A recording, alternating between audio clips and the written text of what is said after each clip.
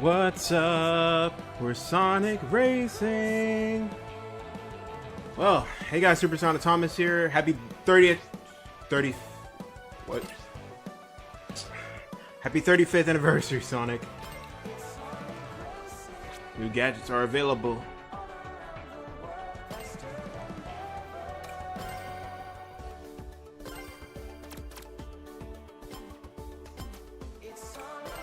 So yeah, today, we're gonna be playing Sonic Racing Cross Worlds today. You know. Also, I would also like to share my life, basically my life story. You know, of how I got into Sonic and all that. Oh wait, oh yeah, Grand Prix. Yo. Yeah, so the game updated. So we got this Axel from Crazy Taxi. Samba de Amigo. And the Teenage Mutant Ninja Turtles got Leonardo, Raphael, Donatello, Michelangelo, Aang, freaking Avatar: The Last Airbender, bro, and Katara, bro. It's so cool. And Sonic from Sonic Mania. Hold on. Or classic Sonic. And he also got a middle mouth. He looks so good though. Bro, classic Sonic looks so good. But okay, here's the thing though. Apparently the game is like under maintenance right now and he's not released yet. So for now we're just gonna play Super Sonic Studios. So yeah, we're gonna play Super Sonic while I go over my life story about Sonic the Hedgehog.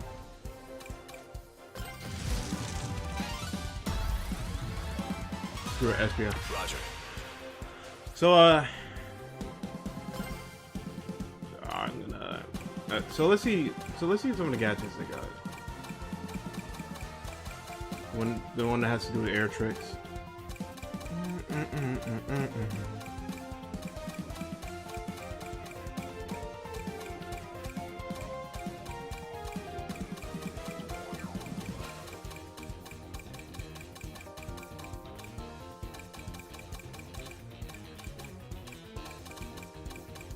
Oh wait, I had to buy these?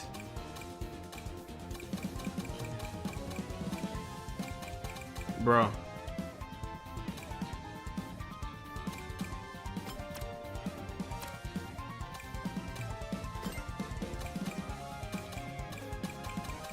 So it's like the super air tricks like unlockable or something?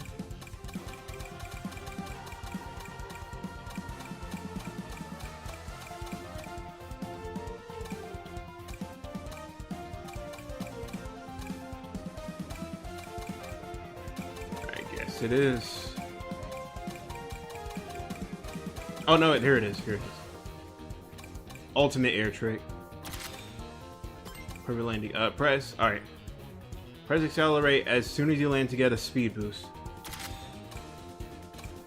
Oh, let's give it a try, bro.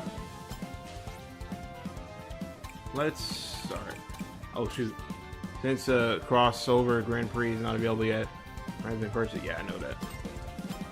There's New York City and Lion Turtle Island. Yeah. Oh.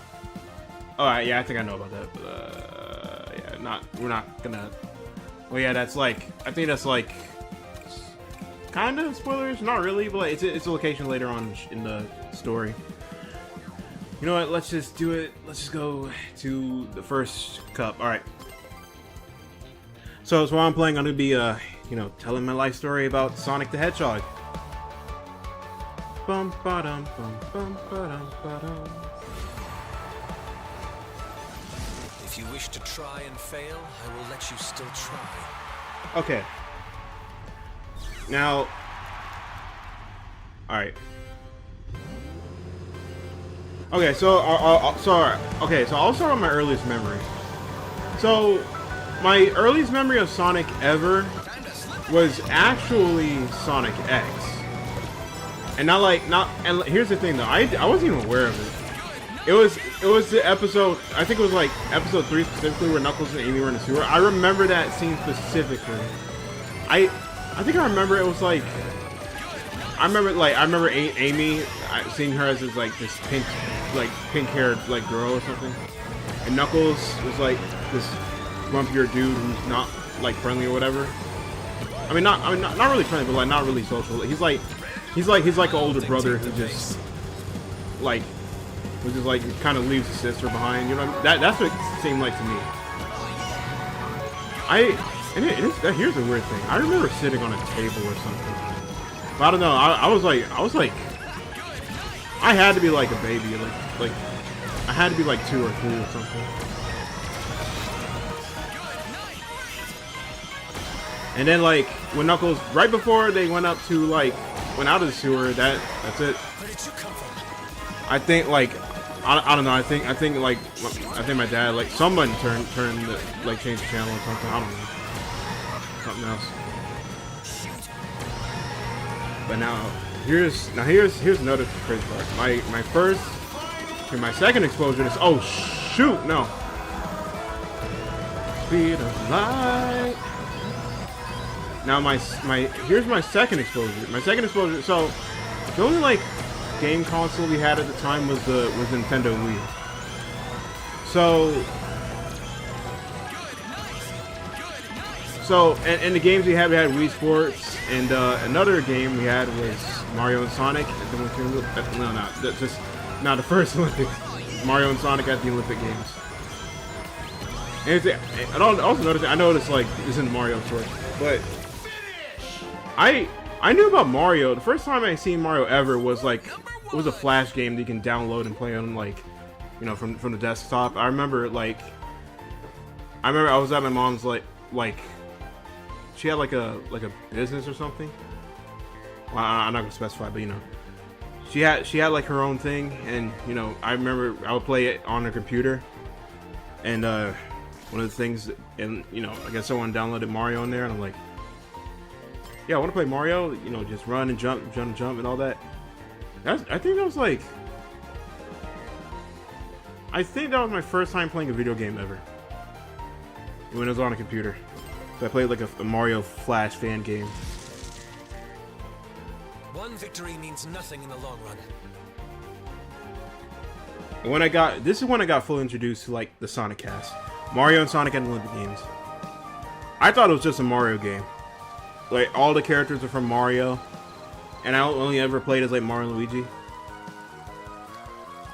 But then, you know, I started playing as some of the Sonic characters, and I think the first character was Sonic. Like, I think it was Sonic. I played Sonic, and oh my god, hold on, I gotta pause for this. Because here's the embarrassing part. I remember the pronunciations. I misheard wrong. To be fair, like some of the pronunciations the announcer made kind of sounded off to me as a kid. I remember calling Sonic Sonich. Like Sonich.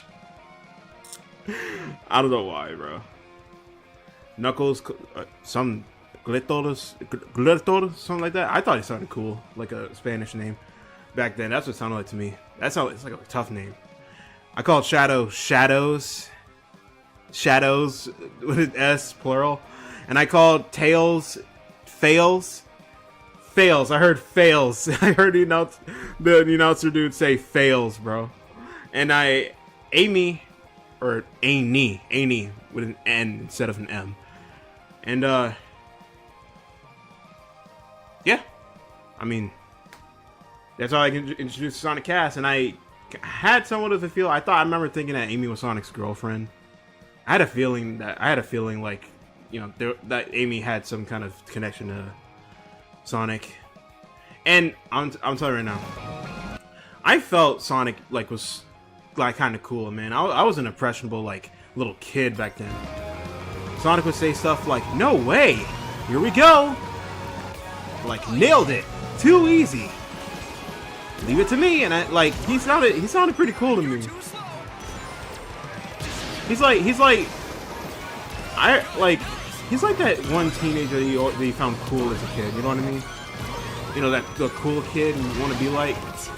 And my God, man, when I tell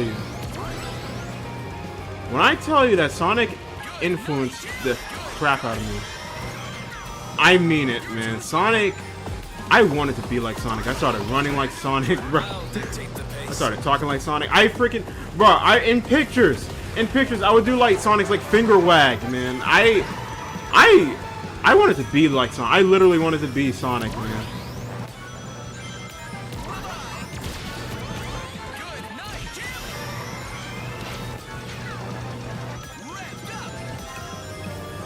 Shadow, and then the Shadow, I'm like,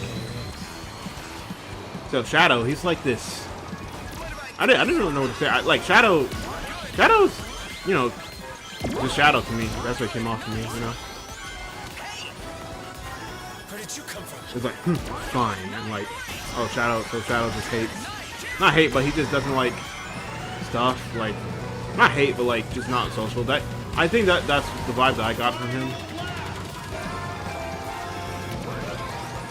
Tails, he was a kid. That's what I already knew. Knuckles is the guy. Knuckles was the red dude who punches stuff, I guess. I don't know. Amy was girl. That was the vibe I had back then. Oh yeah, decisive acceleration.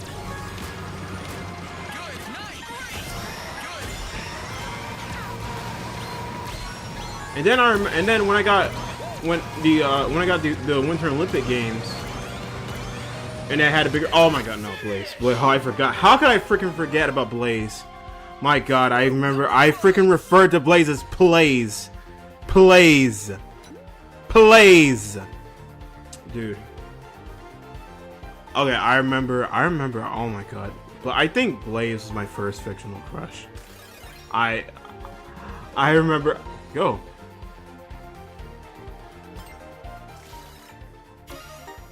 Those race rewards look. The background kind of looks different. The more 3 Andrew is invincible for a short time. Oh. Oh, okay. I should change that. But yeah. I remember Blaze was my first like fictional crush, and I was like, I was kind of crazy about her back then, you know. I remember I wanted to see her in like a Sonic show or something. And then another thing, I remember my cousin I remember one of my cousins had his own like Nintendo Wii, and like he had Sonic and the Black Knight. I'm like, yo, isn't that the dude from the Olympic Games? I want to play. But like, you know, of course we were kids, so you know, my cousin was kind of stingy about it. But I remember I wanted to get, and I asked my dad, can we get the game? And I'm like, yeah. I did not know how to really read cover arts or know what the game is. So I was like, so I told the GameStop like, the GameStop like front desk thing, like the clerk. I don't know, man. I told them I was like, do you have a Sonic fighting game? Because I didn't know like swords. I didn't know how to like with sword fight. I did not know like how to refer to like sword fighting stuff. But when I remember the first game they showed me when I asked for that was Sonic and the Secret Rings, and I thought that was Sonic 06. Oh my, hold on. Oh my God, I remember. I think I had access to like. I think I had access to like YouTube. I had access to the internet as a kid, and I remember I watched a bunch of Sonic videos, like His World, Zebrahead version. I would look at the Mach Speed sections and like the cutscenes.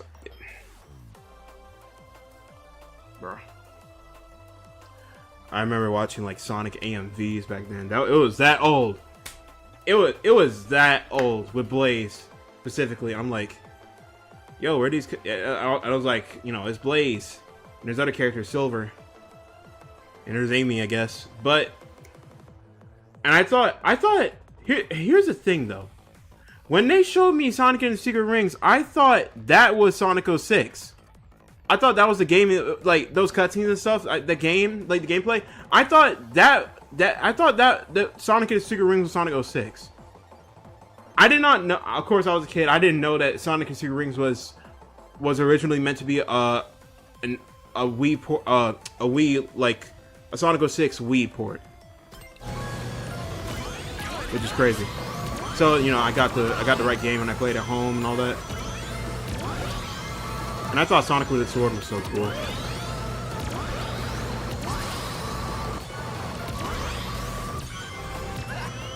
And of course, you know, Night of the Wind. The music was awesome. I remember I fell in love with Misty Lake. That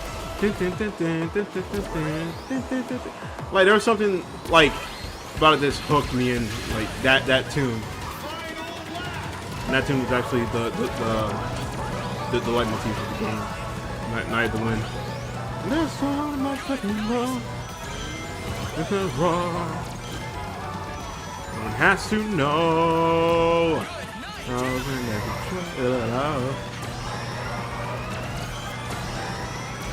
Yes, I got Sonic the Black Knight. And Percival, bro. I knew she was Blaze, so of course I loved her. There's Knuckles, Shadow, Tails was there, all that.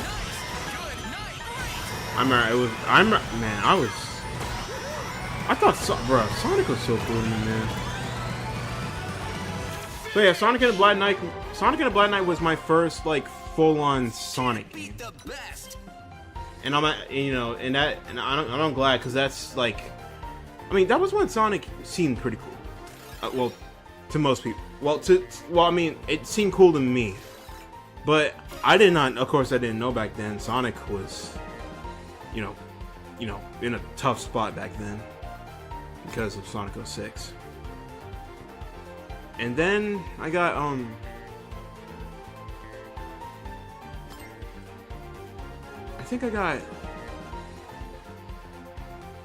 I either got Sonic Colors or Sonic and Sega All-Stars Racing. I think I got Sonic Colors first. Yeah, I think I got Sonic Colors. So I remember one of my older brothers actually got Sonic Colors for me. I think it was for my birthday.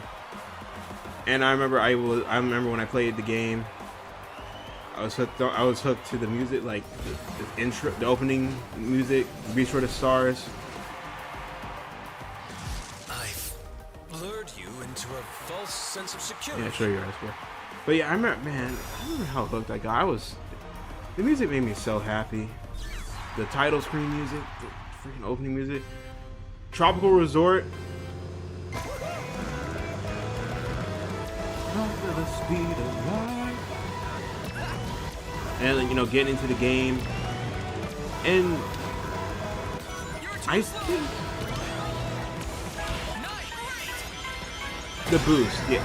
I honestly, I pretty much got a handle on the boost like almost immediately. I think when I got the white wisp, I just hold the B button and I was boosting. I was like, yo, honestly, I can't remember my exact feeling. I think it was like 5 or something. I don't know. Oh shit. I think I was 5 when I got in the game.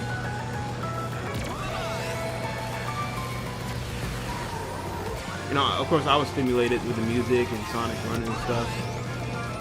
Doing homing attack on the enemies. The egg pawns, the line of egg pawns he's supposed to hit with laser. Like, you know, of course you didn't have that back then. And Sonic moves just made me so happy back then.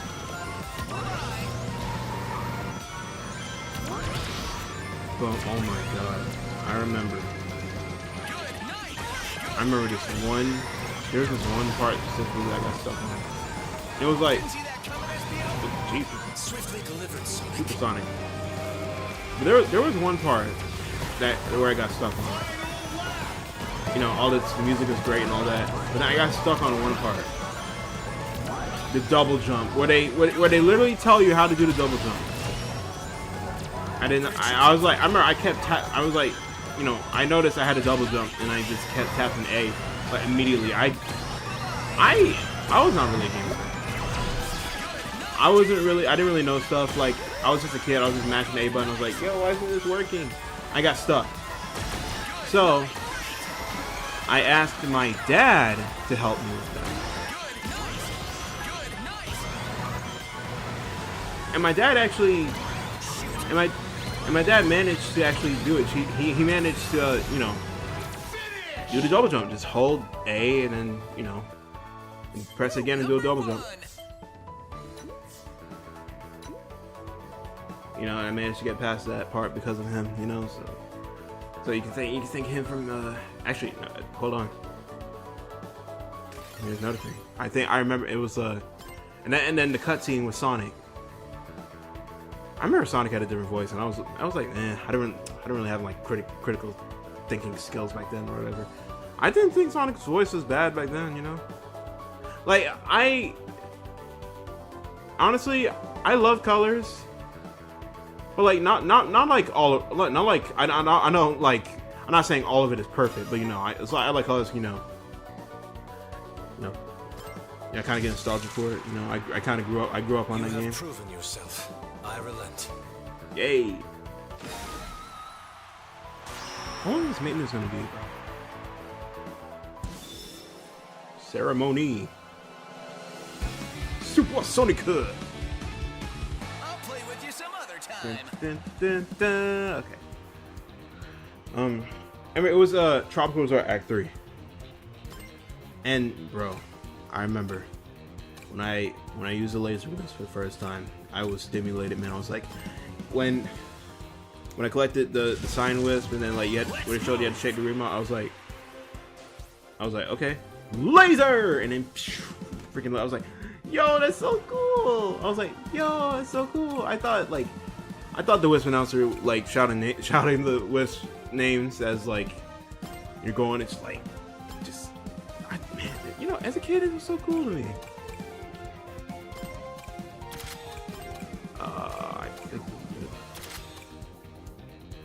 Screw it, let's try it.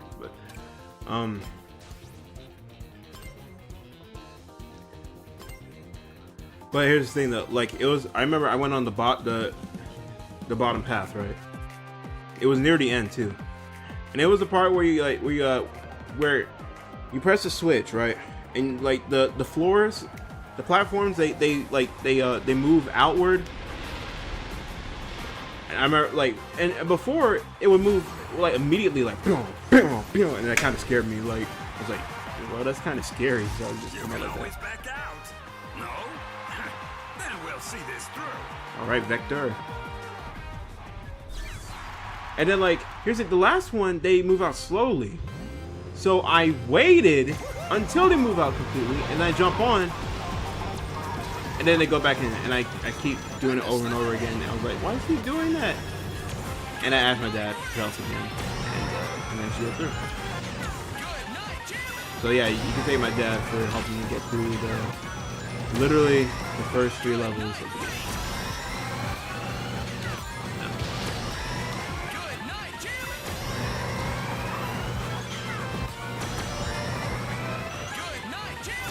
I got through those other parts, you know, the bosses and stuff. Drill Wisp, Cube, Rocket. Yeah, I got stuck on like Sweet Mountain Act. Oh, speaking of Sweet Mountain, I forgot what, it was the one with the lasers, with those like laser like those like rotating laser like rods or something.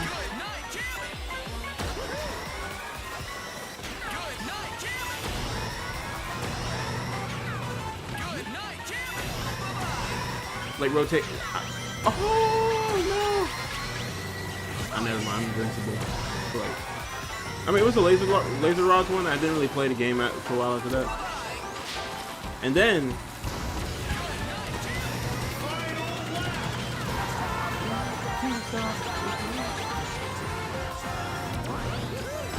I remember Amazon. I remember scrolling Amazon. Like, I remember I was going on Amazon and look at like certain, like a lot of like stuff they had, like Thomas. Like I remember I was a kid. I would look for like Thomas Jenkins and like trains and stuff and stuff.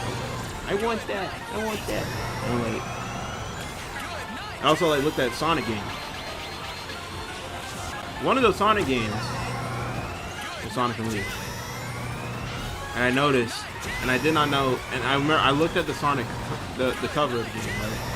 And I didn't know who it was. I did not know it was Sonic. I was like, he looked like somebody. He looked like something. That's what I thought. He looked like a new character or something, like a monster character. And it kind of scared me a little bit. I thought it was like silver or something, but I thought he looked like a Yeti. Like I did not know what a Yeti was, but I thought he looked like an abominable snowman. And I remember how focused I was on the fur detailing. I was like, it kind of looks like grass. It looks beautiful. But here's the thing, I did not know that was Sonic though. Don't leap to conclusions. We aren't finished. I remember when I searched up like Sonic Monster or something, and like Sonic didn't even transform yet. It was like the part where Sonic was like all the emeralds are lost and stuff. After the Earth is shattered, and Sonic was like only beginning to transform. Like, you know when he's like on all fours and he's like looking at you in a scary looking face. I was like, I didn't want to see that. Oh, I got scared. See, I got scared because I've seen that before. It was the Michael, I remember in pre-K. In pre-K, we watched a Michael Jackson video and it was Thriller. Or pre-K, preschooler? Like preschool? I don't know. But it was, you know pre-K, like pre-kindergarten. But I remember in pre-K, we watched a Michael Jackson music video and it was Thriller. And the freaking werewolf panther transformation. I was scared, but I remember when I first saw that. I was like, oh, I got scared, and I think I cried. I don't know. I think I just got scared. I don't remember crying. But I remember I was scared AF. I remember I was so scared right then. And like, I remember my classmates would just freaking like calm me down or whatever. Man, just now. But yeah, I remember I got really scared, and I think that's why I was scared of like Sonic Unleashed. I didn't really want to play it, cause like Sonic is like, if Sonic's like werewolf, I don't want to see it because it's too scary. But then one day, ooh, savage. But like never. But like yeah, I didn't want to play Sonic Unleashed because I thought it was scary.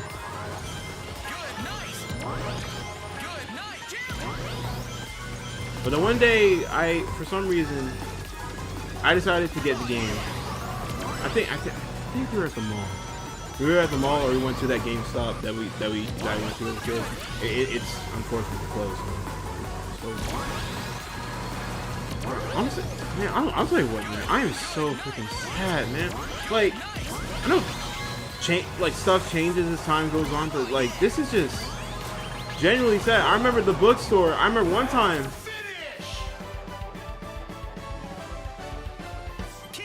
I remember it was like one of my birthdays. We went to.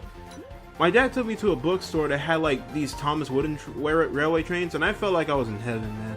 I felt like I was in like Wooden Railway. Like, yo, look at all this! I want to get all. I was like, I wanted to get them all, but like I picked up a couple of trains. I remember one of them was James. I think another one was Bell, I think. But I remember I picked up like one of them was James. That was, and Scarloli. My God, I remember I was so happy. And I would come back, you know, a couple more. I remember I would come back like years later. Here they got stuff, you know, before. And now, you know, nowadays, back like I think last year. I think late last year when My Hero. I think yeah, it was before the finale aired, before the final season aired. My Hero, they had the mangas there. I'm like, and I felt a different way, man. I felt like nervous or excited or whatever. I was like, yo, they got manga here, man. And like, and here's that part. I think it was like 2 days ago, Father's Day. So after we had breakfast and all that, I was like, and we stopped by like a shoe store, returned some shoes, and like it was a mall. It was like an outdoor mall, I think. And I was like, yo, can we stop at the bookstore? Cause I wanted to check out I wanted to check out one of the volumes for the My Hero Academia manga. And my mom told me, I was like, my mom told me, I don't know, I think that place is closed. I'm like, wait, what? I was like, what? And like, it can't be closed. That's what I thought. Like, we can stop by there and look. And I'm like, okay. And lo and behold, they got like barricades. I think they got like a couple of barricades and stuff, like wood stuff. Covered up the front door. And when we drove by, I looked in there and it was completely empty. Nothing. There's absolutely nothing. They took everything out. It's a straight up storage room now. It's just a building. It's literally just a building. Man, I was like, what? No! And it's like, mom told me like, yeah, a lot of people be looking at virtual like ebooks or whatever, they'll be buying some books. I'm like, dang, man, like, honestly, it really sucks, man. Like, dang, man, they had physical media and stuff there. Not that they have like that. Of course, they had like toys and stuff, which that's one reason they should keep it open. But kids and stuff should have toys, preschool stuff, educational stuff, all that. They had books. Man. They had physical media. They had DVDs.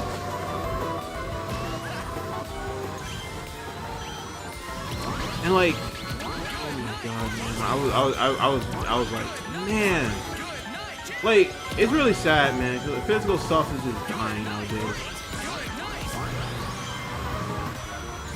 I honestly, I don't want that to happen. I'm just saying, physical media, like, physical media is like a thing that. Here's the reason why physical media, should be preserved, like. It should be an option, because say streaming services are a thing now, but say what if that goes out? What if you don't have that? And then like you have DVDs on, you have a bunch of DVDs like as an option, like that can never go away. You don't have to pay monthly for DVDs. If you have a DVD player or a game console that can play like Blu-rays or DVDs, you just pop that in there, boom. That's what it was back then. I remember. The only way I would look at new Thomas episodes was like Thomas DVDs back then. And of course that was also the case for a lot of other Thomas fans. Like, is he like the bookstore, like a bookstore that has a lot of physical media, books, preschool toys and all that, it's closed down. It sucks, man. I mean, I think there's another bookstore at a different mall, but like, that's the one. Yeah, that's the one I go. That's the one, where that one of the malls, like, I don't think you're gonna fix anything there, but like where one of the malls that we usually go to, they had a bookstore there, and they had the mangas and stuff, but they don't have no like Thomas stuff. It's so weird, man. Yeah, occasionally they would have some Sonic, like IDW stuff. And one of them I got was Zeddy Hunt. Like the Zeddy Hunt like art. I remember I wanted to get like Battle for Angel Island, but I was like, nah. For some reason, I don't know why.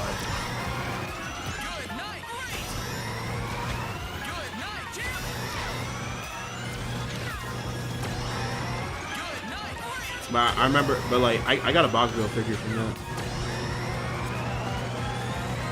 Yeah, man, I got. So they had a couple of anime stuff. I'm like, yo, and like it was like right after I finished like the season 17. I was like, man, my emotions were like kind of fresh back then too, and I was like, man, I gotta wait, man. I love this. Yeah, yo, I pretty much kept rewatching. I think, but I didn't rewatch the series fully. Okay, I know, again, I'll go back to like Sonic. So I did not get Sonic Unleashed. That was great. But for some reason, I got Sonic Unleashed. So I got Sonic Unleashed for the Wii, and I remember like when the first startup had the same sound effects as Sonic Colors. I'm like, oh, this is gonna be like Sonic Colors. I remember it had the warning screen about the controllers, I think, and they when the prompt like pops up, like it's like drone, like a computer, and then I press A, like doom doom doom. Yeah, I was like, because I love the sound, the menu sound design, the colors. I thought it was soothing and relaxing. It was like, doom, it's like really soft, you know. Oh, dang it! Frick off, bro. Okay, but like, yeah. So that was already inviting. Let's go again. I skipped the intro because I knew what was gonna happen. And then the title screenplay with the laser cannon shoots the earth and it shatters, and Sonic and Werehog are on one side and the other. The music, yeah, it sounded like a grand adventure, you know. Well, good job and whatever. World adventure.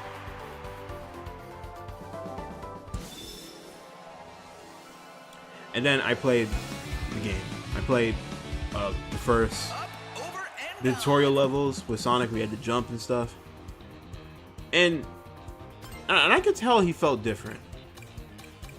I could tell he felt different. The jump was weird, and I remember. I think one of the first times I couldn't really get up there because I don't know why. I think I kept tapping A button or something. So I think I kept, I don't know. But I did jump. I was able to jump properly. But here's the thing. I went off to like the left side of the wall because it seemed like the ground was like lower there. And then I would continue playing. I would do the drift. I remember when I saw on the back cover of Sonic drifting, I thought that was so cool. I was like, yo, it's so cool and all that. Got through the daytime levels. And like I remember Sonic's boost was different from like Colors. Instead of holding it, you shade the remote and he just boosts like for a short period of time. And I did not know how to feel about that back then. It was like, I know you can spin dash like as a startup where 3, 2, 1, go, and you shake the Wii remote and Sonic does spin dash. And I thought that was cool. And he spin dash during like the loop sections or after you touch the dash panel. I thought that was pretty cool as well. All right, enough of the cheering. And then the boss fight with the big arm dude.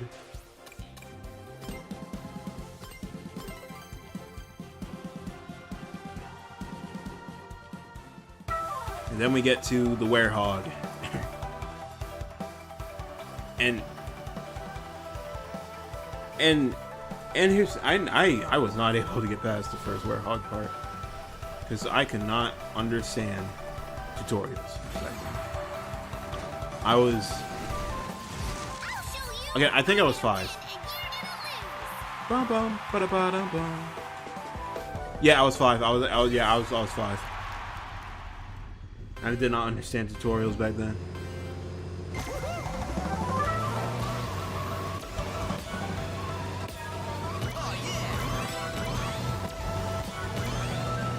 So it was the part where Werehog, you can like, you have to do a double jump and then dash. But here's the thing, I did not, but like, here's the thing, the Wii control, the Wii remote controls are kind kind of strange because, like, here's the thing: in order to dash, so if you play the Wii remote, you know that in order to dash as the Werehog, you have to flick the Wii remote once, and then like you have to flick the Wii remote, you have to flip the remote like forward, like, or in the direction you want to go, like one time, and then hold forward, and then you'll dash.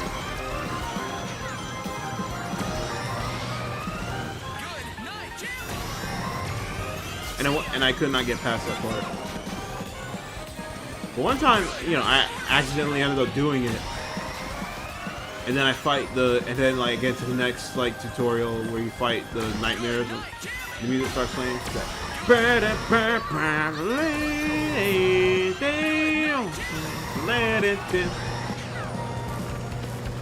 And like, honestly, I felt like the music was scary. It was kind of scary. It was like this weird. It's like it was loud. It was like loud. It was like it had the tone felt like danger. That's what it sounded like to me. But at the same time, I thought it was fun. I actually liked the Werehog battle music, man. I'm sorry. Okay, I'm sorry. I know it's annoying. I know it's annoying as hell. But still, I do love the Werehog battle music. You know, I'm just saying, like the freaking the pipes, the orchestra. I don't know. The trumpets, the drums, and all that. The pianos, like I thought I sounded funky as heck, man. I love it.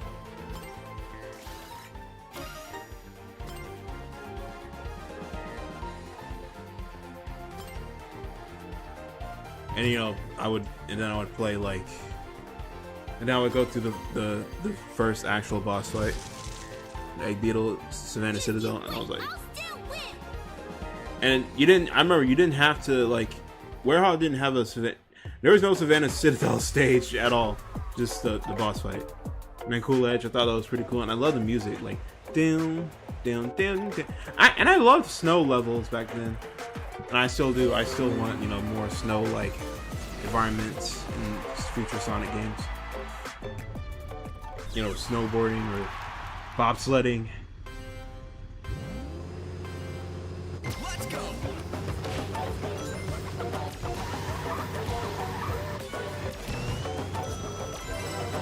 Good, nice. Jesus, that bot. The chocolate sundaes here are the best. Dang right. And then I remember I wanted to get, I wanted to get the HD version of Sonic Unleashed, but I didn't know that plays on a different console, so it means I have to get an Xbox, the 360. So what I get? But here's the thing, though. The first Sonic game I got on the Xbox 360 was not Sonic Unleashed. It was not Sonic Unleashed. It was Sonic 06. And I was happy as heck. I was happy as heck, man. I was over-exaggerating the heck out of it. I was over-exaggerating the heck out of my excitement, man. I was like, yo, I seen this game. I want to play it. And I got home, we set up the Xbox and all that.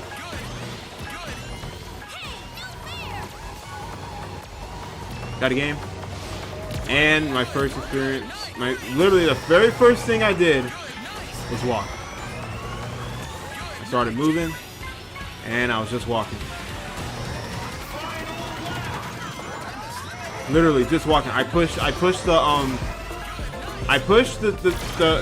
left thumbstick forward, and Sonic's just walking, just taking, you know, slow stroll, you know. I was like, is this normal? Why is he walking like that? So slow. And then, like, here's it. We got 2 controllers for the Xbox. But here's the thing, though. The controller I was playing with, the controller I got, was broken. Like, it had like the thumbstick, like, I think it was like it had like a pink back or something. It was broken. The thumbstick could only, apparently the thumbstick like doesn't work right. This, like, I think the range, not the range, the radius. I don't know. But like, yeah, thumbstick didn't, for some reason, even when I pushed the thumbstick like all the way. Sonic is just walking, so there was an issue with the stick, the left thumbstick, whatever. So my dad went to get a new controller, and I played with a different controller while I was waiting, and it was way better. I went around different environments, Sonic and Tails, and all that. And I remember I got stuck. Because I remember there's a Trail of Rings, and apparently you got to do a light dash. Crazy. I think the light dash. The very first time I got introduced to light dash was Sonic Unleashed. I remember just shaking the Wii remote near rings, and then Sonic just like freaking had this pose as if he was like ascending, like he was ascending to the heavens or something. And he was just going along the Trail of Rings. I was like, okay, good. I did. Oh, I didn't really think much of it. I was like, okay, that's cool. How'd you do that? But then I did in Sonic 06. I learned that you have to. There's like somehow you have to get over. Somehow you got to get across the lake through the Trail of Rings, and I cannot do that. So how do I do that? You have to clear a mission first to get money, get currency, which is rings. And then you go to like the shop and get the ring, the light dash bracelet. And then I didn't really play that game like that much after that. I think I couldn't really do anything. So instead, I played like 2-player with my brother. That was a fun. Bruh, versus mode, multiplayer mode was the fun, like literally the fondest memory I had playing Sonic 06. Because me and my brother would like play around in like versus mode and like mess with each other. And then when I finally got the upgrade and went to Wave Ocean,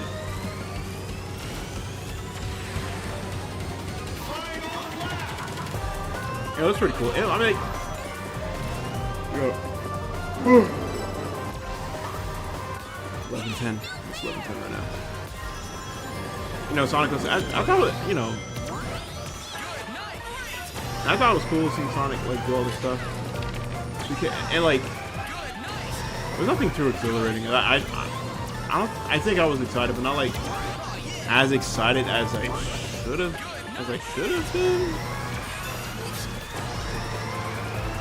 But like but I wasn't. I mean, it's not like I wasn't having fun. Of course I was having fun. It was Sonic. Sorry.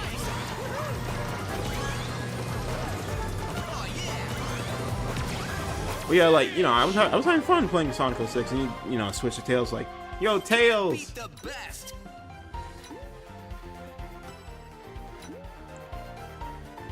You know, I played as Tails. But oh my god, I could not get past Wave Ocean because of one thing. The frickin' Mach Speed section. I couldn't really get I couldn't grasp what was going on. I was like, Sonic is running automatically and he's going so fast. I was like, yo. And I kept hitting the frickin', I kept hitting the invisible wall, like where the tides are. And I keep getting hurt, and then like bump to a wall, and I see Sonic just flailing, like his stumble animation just moving. I was like, what the frick? Yeah, I could not get past that section. That one time, and then I finally did. I think I remember I got Sonic 06 for both the Xbox and the PS3. Oh no, wait, that's later though. So I got Sonic 06.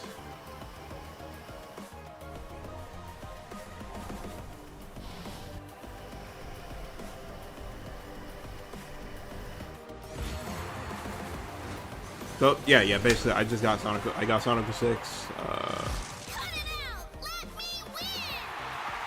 You know, and then my dad, he bought other Xbox games. One of them was Pac-Man 2, Pac-World 2. I think it was Pac World 2, the 3D Pac-Man game. And then another game he got was Sonic Heroes. And now I was like, yo, I was like, Sonic Heroes, this is like a cool game. So I put in the Xbox 360, right? And didn't play. I did not know this, but yeah, those were actually the first. Those were actually the old Xbox games. So you know, so those are only playable on the first, like on the first, the the very first Xbox. So my dad bought the Xbox system, and the first game I played was, of course, Sonic Heroes.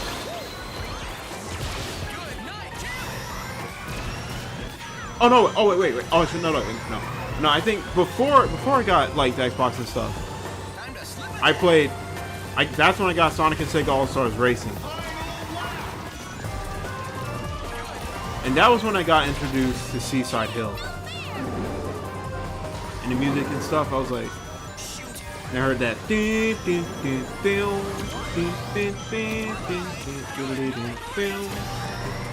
And then you know the hook.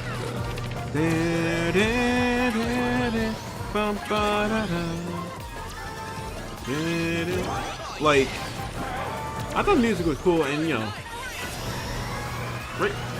I think like before All Stars Racing, I got a different like racing game that came with the wheel, but it wasn't Mario Kart. It was not Mario Kart. It was not Mario Kart Wii, man. Unfortunately, it was a truck racing game. I think I remember it was a truck. It was either just a car racing game or a truck racing game. And no, it's not Big Rigs. It is not Big Rigs. And I got that, and then I got All Stars Racing. Sonic and Sega All Stars Racing. I thought it was so cool. The cars just bumping into each other. The intro, I thought it was so cool. Sonic freaking boosting in the air, landing.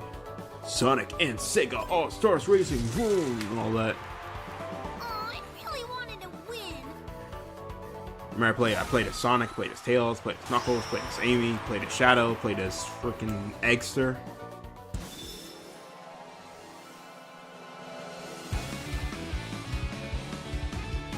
I'll play with you some other time. And now, here's the thing, though. I think All Stars Racing was my first exposure to Super Sonic and the Master Emerald. Yeah, it had. I think it was my first exposure to Super Sonic ever. I remember like it was an All Star move when you see the Chaos Emeralds in the item tab, and I'm like, happy 35th anniversary, Sonic 35th anniversary, Thomas. Hope you're having a way past cool day.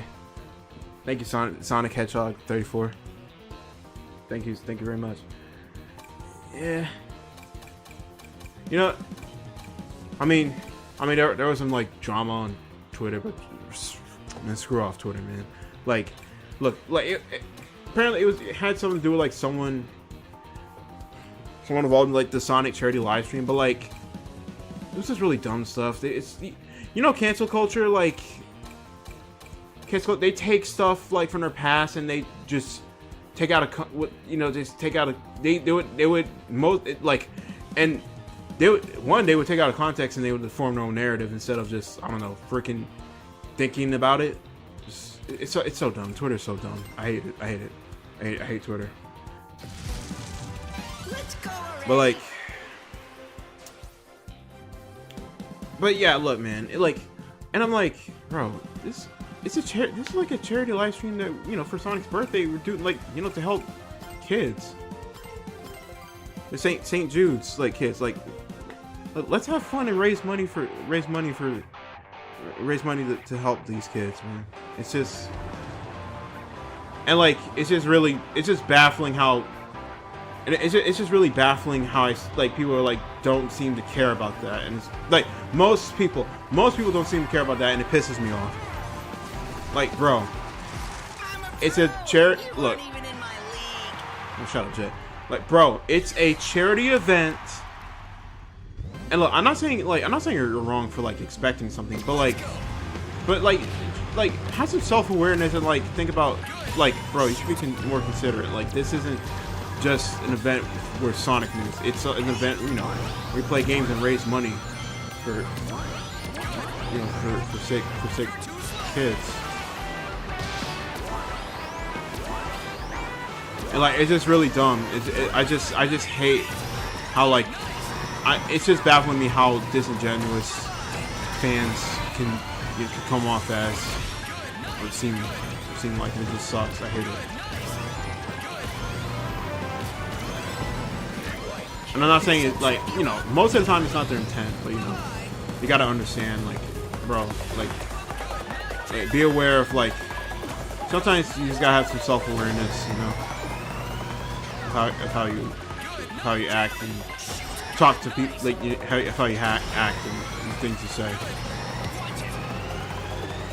You know, read the room. You know what I mean? Not only read the room, but, you know, be aware of your actions and actually, you know, think about what you say, think about what you do, and all that.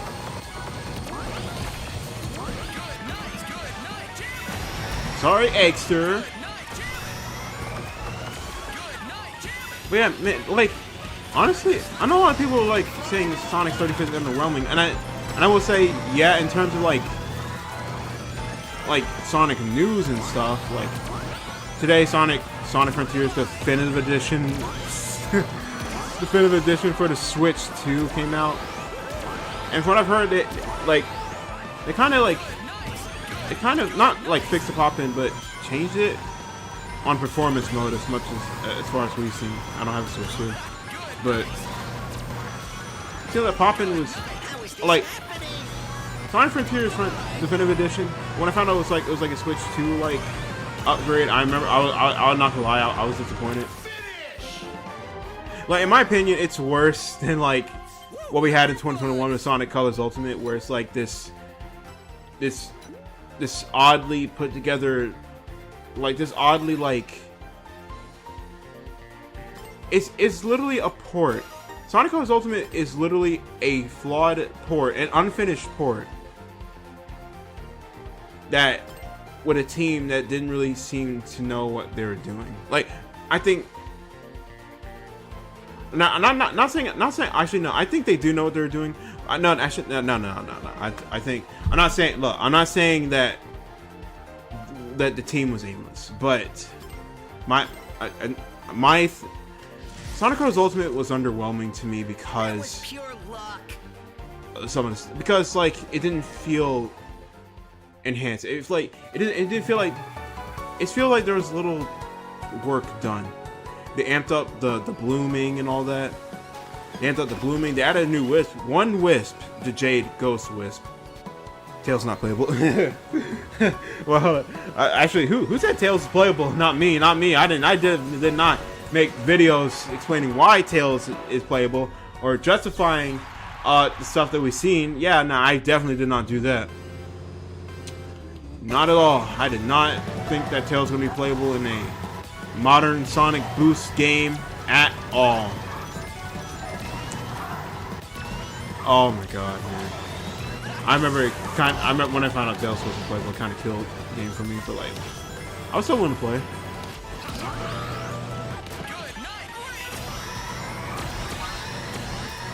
And like, I was like, how much did they change something? They changed music, and like, and they, you know, and then you know, they put like new customization stuff.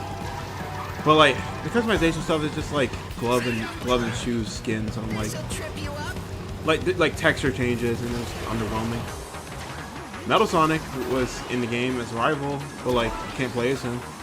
Not even a skin, even though he's literally the model was literally tweaked to fit Supersonic Skeleton and had his animation, so it could have worked. And here's the thing, Metal Sonic was originally going to be a skin, like an unlockable skin, but for some reason, like that didn't. For some reason, they didn't do that, and that's kind of weird. Why didn't they do that?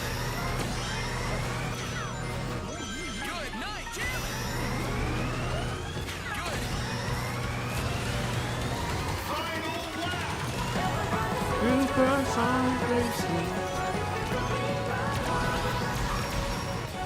Oh Jesus! Like.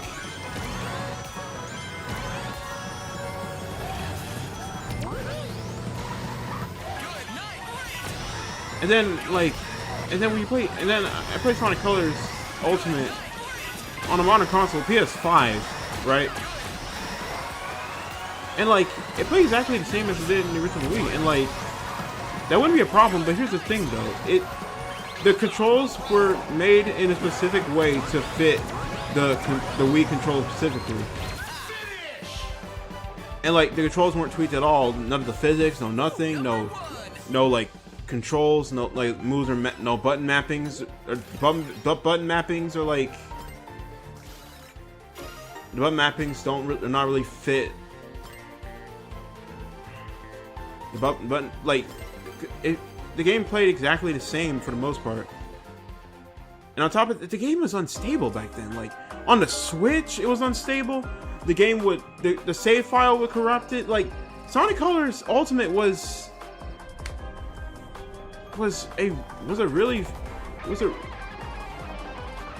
Colors Ultimate was just yeah, man. Sonic Frontiers Definitive Edition, but then you know they got better with Sonic and Shadow Generations. That remaster was actually made in house, and that you know by people who actually worked on the original game. And then like Sonic Frontiers Definitive Edition, I'm like, yo, what? But I thought, what could they possibly be doing? Another thing, and I knew this. I kept my expectations low because like people thought, oh, they're gonna be doing some big stuff with the Definitive Edition. What is the Definitive Edition gonna be? I'm like, hold on, and I thought, hold on, let's keep our expectations low. We don't remember what happened. Remember Colors Ultimate? Remember like. If Sonic and Shadow Generations, there was not much different. They added some new stuff, but like, it felt at least the way they implemented the new stuff in Sonic and Shadow Generations, the remaster. It felt natural and didn't feel like haphazardly put together. You know what I mean? Like you know what I mean? Like it felt natural. It didn't feel like it didn't feel like something tacked on by like a mod or something. Not to diss on people who make like mods and stuff, you know, because I'm Sonic modder. Gone, breathe your soul, wind blows through your eyes. I remember I fell in love. I literally fell in love with them vocals, man.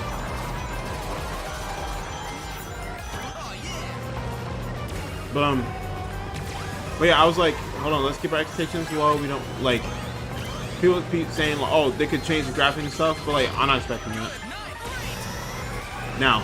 But like, here's what I expected: maybe tweak controls, I guess some minor graphic tweaks, and like here. But one realistic expectation. Oh wait, no, hold on. An unrealistic expectation for sure was a new Sonic model. I don't think I even have to even explain why that was such a hot debate, man. And it still is to an extent, but still. Can't beat the best. But here's one expectation I wish they did. I wish that they would have the playable character Tails, Knuckles, Amy be playable on other islands somehow. But like, yeah, that didn't happen. You know. I found, you know, the Definitive Edition just switched to like upgrade all the DLC stuff. I'm like, man, I'm just wondering. But it is good for Switch 2 players, you know. And by the way, Sonic Frontiers on the Switch 2 is just awful, man. It's such an awful port. I'm sorry. Like, genuinely, it's one of the worst ways to play Sonic Frontiers.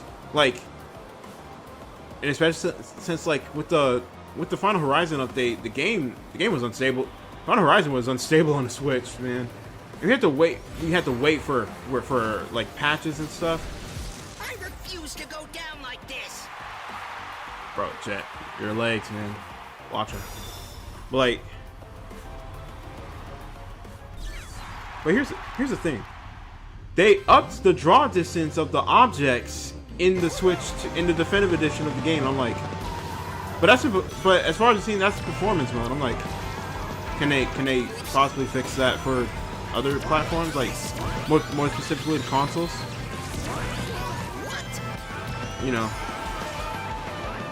that would have been cool. And like, we're literally returning to Sonic Frontiers like 3 years later. 3 years later, I'm like, dang, this is crazy. It felt surreal going back.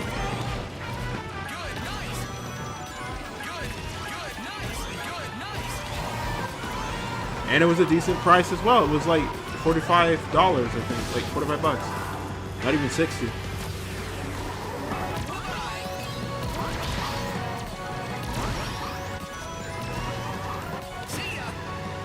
I think, but another thing too, they dropped. But here's a weird thing. I think, actually, that's not exclusive to like Sonic games or whatever. Like price drops happen, you know. Game prices drop over time. You know.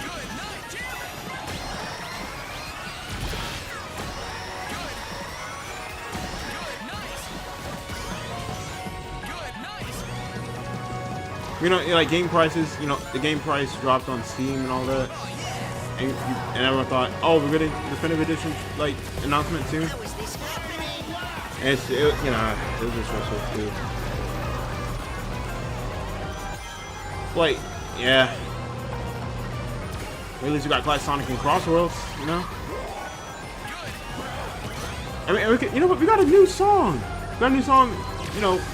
Made by Jun Sonoy and Nathan Sharp. Nate Wants a Battle, dude. And like, honest, and it's such a beautiful song, man. I'm like, man, Sonic had a good birthday today, you know. Just like, you know, let's all celebrate this blue, you know, high-speed hedgehog that we love and have fun. You know, we love Sonic. We want to have fun. Screw Twitter. Sonic Frontiers is bad on Switch 1 or Switch 2. The Switch 1 specifically. I remember people made jokes about this, about like playing Sonic Frontiers on the Switch and like the Switch will explode or whatever. But like, in my opinion, the Switch version of Sonic Frontiers is bad because of the graphic downgrades they had to make to it. They lowering the frame rate. They had to optimize the game, basically. They had to optimize the game so much. They removed a bunch of like grass and stuff, like foliage. They lowered the frame rate. Basically the same thing they did with Sonic Forces. They lowered the frame rate and all that. They had to optimize the game because, like, you know, the Hedgehog engine is not normally optimized for, you know, Switch, because the Switch is a less powerful console. Less powerful console. What the frick? I can't believe I lost to that. You saw that, right? You saw that? Okay. Yeah. But yeah, and like, it just felt like the Switch version of Sonic Frontiers felt like a drag to play. It felt odd. It felt off. I didn't like it. And like, I remember I was like, yeah, no, I do not like this version of Sonic Frontiers. But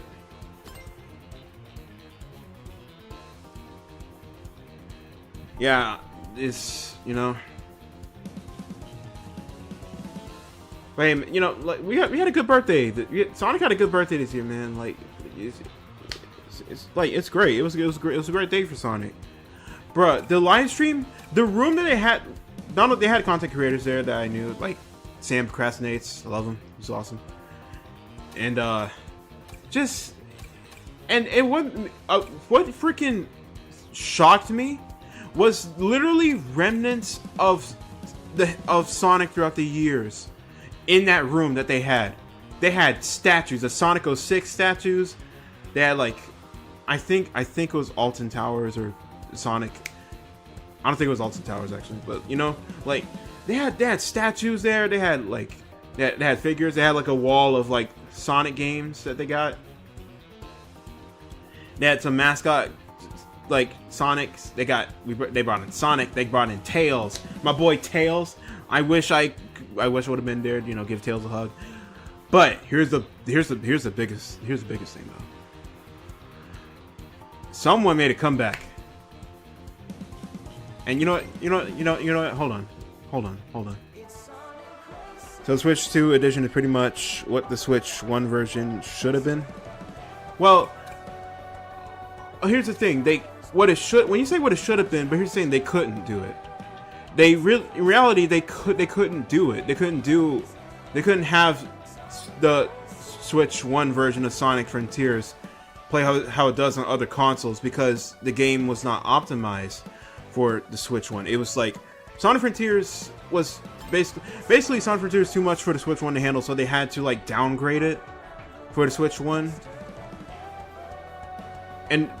But that's also the case for all consoles too. You know, usually the graphics be better. If you look like Sonic Frontiers had like beta footage and the graphics look completely different, and like you would see that they change it later on because they had to optimize the game for the consoles, right? That's the case for a lot of games. That was even the case for Five Nights at Freddy's Security Breach. And yeah, we know that game's launch was a mess. But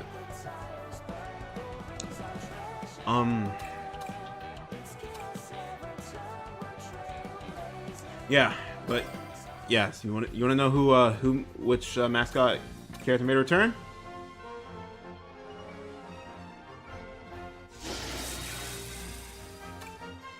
Yeah, it's Werehog, baby. Yes, I was like, I saw the video on Twitter. I was like, Werehog came back. I was like, what? What do you mean? The lights started flickering, and then here it come. Werehog steps in. Bro, freaking the mascot suit from E3, dude. The mascot's Werehog Sonic from E3. I think he resurfaced like years ago, a couple of years ago, but to see him come back like officially like that was so awesome, and then everyone gave him a hug, man.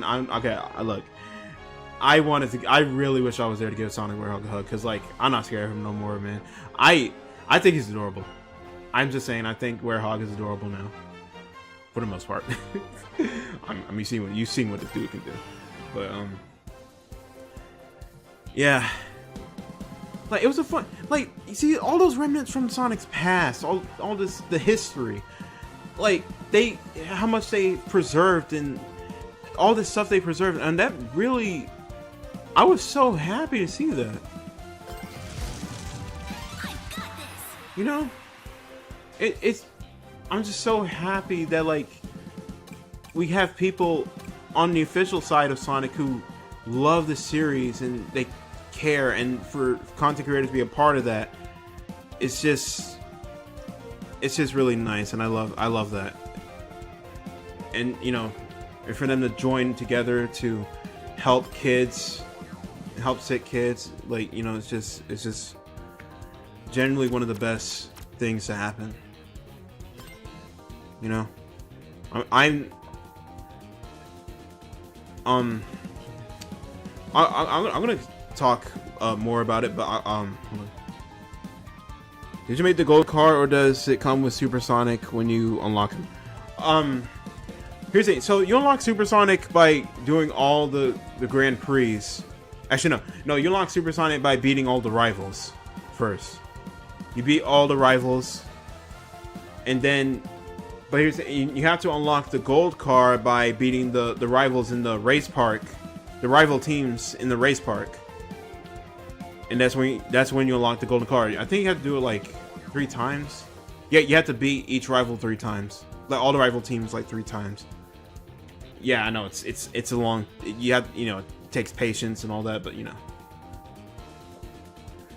So, and you know, the gold car actually, you know, coincides with Supersonic, so I'm like, yo, that's cool, you know, because hold on, You know how I know that? How the gold car coincides with Supersonic? Oh, hold on. Because if you go to modify,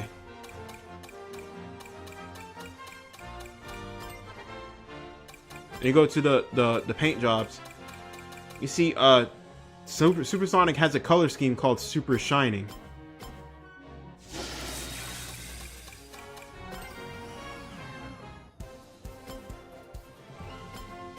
If we go to the customized machine,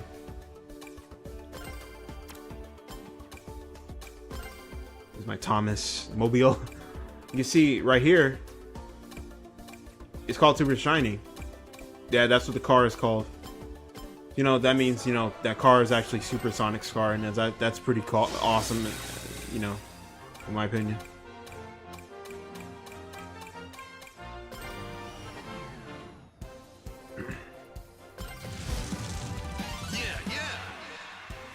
So yeah, the All Stars Racing, you know, it's back to my story. So All Stars Racing, you know, played that, but then I played Sonic Heroes, and then I heard the first level I played, Seaside Hill, and I heard the song. I was like, wait a minute, that's the music from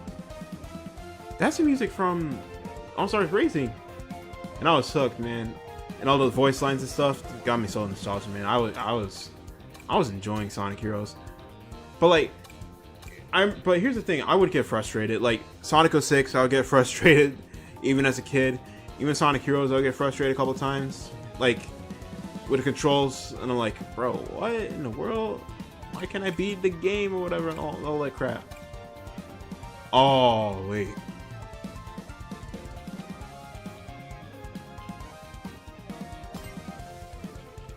Screw it, why not? But yeah, I got to play like Sonic games. Like I got to play Sonic Heroes. You know, I thought Sonic Heroes was fun, but then I got to play Sonic Adventure when I got the Dreamcast collection for the Xbox 360. I was like, you want to play this? Yo, wear hogs and yeah. I played Sonic Adventure, right? You really want to try? Be my guest. Actually, no, wait. Oh, hold on. Wait. Hold on. Let me get this. Can you unlock Supersonic by beating every rival in Grand Prix? Yes. That's the only way you can lock them. Unlock Supersonic. Crossroads. Bum bum bum bum ba-dum bum bum. This music reminds you of like Alvin and the Chipmunks, like the Bring It On song. Like, it's time to make it happen. It's time to make it lasting. There's a chain reaction starting here with you. Man, like. I remember that music. I remember that song was emotional for some reason. Like the tone, I loved it. But here's the thing though. I think before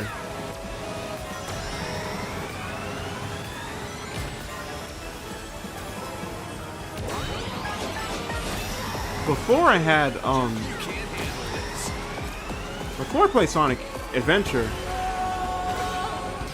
I had a Nintendo DS, and one of the games I got was Sonic.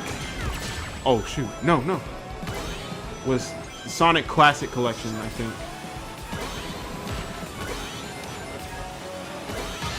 It was Sonic Classic Collection where they had Sonic.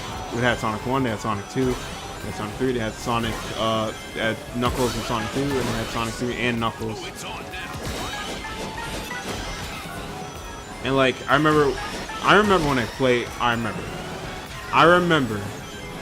I did not know how the title screens worked at the time, because like it would show up and then like the demo would play, and I thought it would actually be. I thought I was playing it, but I wasn't.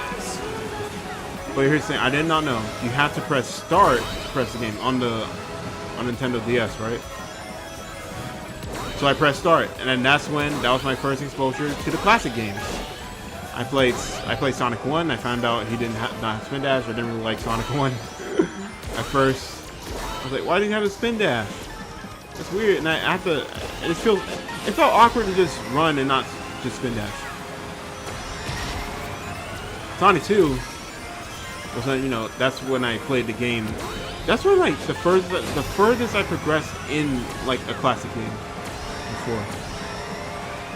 I played Sonic the Hedgehog 3, and saw Knuckles and all that. And when I play Tails can't fly for some reason, and I play Tails Sonic 3, you can fly. I was like, this is actually pretty cool, you know? Like, the game felt more difficult. I noticed the game was more difficult. Like not back then. It felt like you had to do more stuff. You had more input. This proves nothing. Let's Also, I'm having trouble with getting S ranks in time trials. Would unlocking Supersonic help me gain those for a few extra seconds? What I need for the S rank? Okay, but okay. Here's the thing, though. Here's the sad thing, though. Supersonic is only playable in the Grand Prix. You cannot play him. You can't play as him in time trials. You can't play as him in any like. You can't play as him in a race park. Yeah, he's like because Supersonic's like invincible. He's overpowered. So yeah. So like having like time trials and stuff would kind of like cheating. They did that with Sonic Forces where you play Supersonic and your time isn't recorded. So yeah, Supersonic is not playable. Supersonic is only playable in the Grand Prix. So yeah, sorry about that. I'm sorry. It sucks, but make sure play fair. I think a way to get S ranks is to simply make a create a vehicle that would get you the best time. Use gadgets that would actually help you like get faster, but also have a better handling air vehicle, because you're gonna need that. I was not aiming for S rank. I was simply aiming to get an S rank to get the soundtracks for the jukebox. Oh dang! Just like that. Oh dang! Well, yeah, I was just getting S ranks. I mean, no, A rank. Sorry. Yeah, I was not trying to S rank, man. I would have drove myself crazy, man, because that is insane. The requirement times for those ranks was insane. I hated it. Dang it.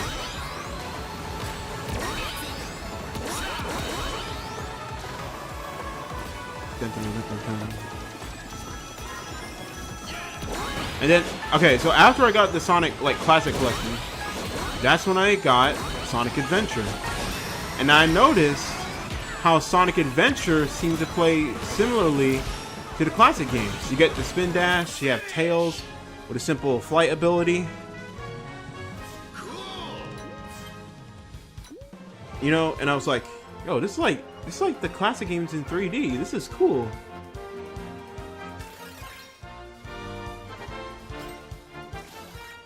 And oh my god, man. Sonic Adventure was such like Sonic Adventure was quite like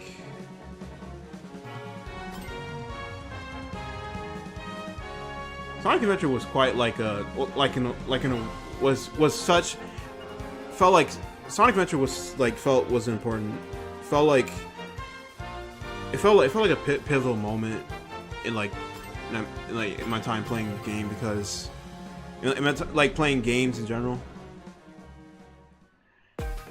But I think that comes a little bit later. Now,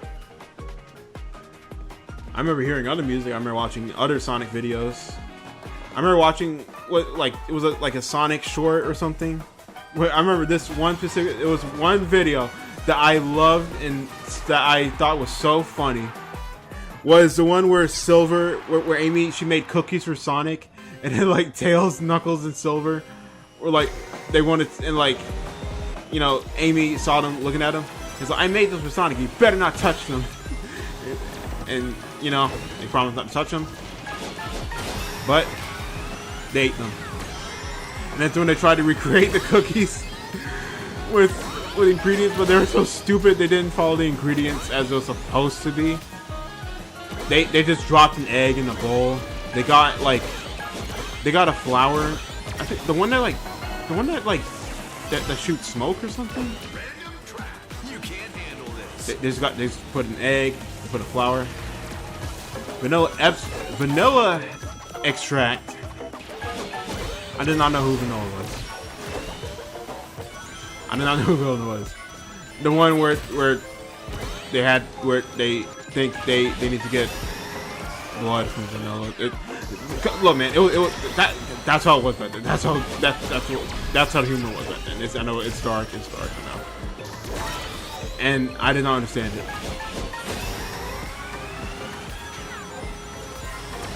And I got Shadow to get the sample.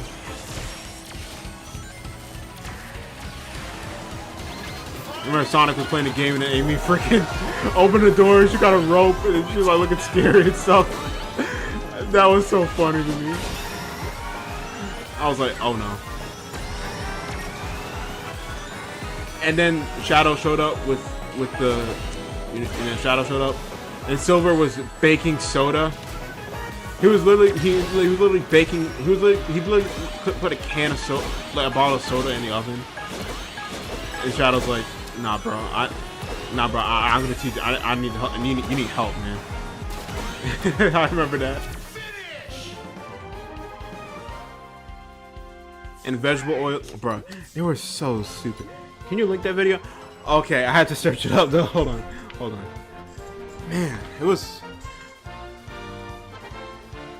Hold on. I have to go to YouTube and search it up, but like my laptop be like slow and stuff for some reason, you know. Got this since 2018, I think. Yeah.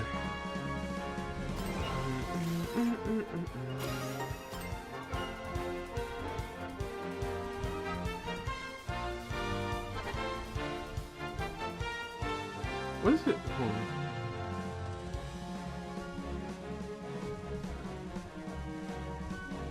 Let's go next round. I'm searching it up. It's not called like Sonic Shorts. It's not called Sonic Shorts.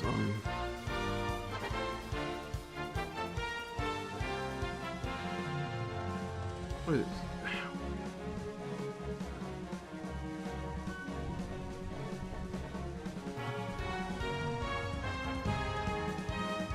Oh, Sonic Comics. Oh my God! Hold on. All right. This is it. This is the one. Hold on. I'm gonna link it right now.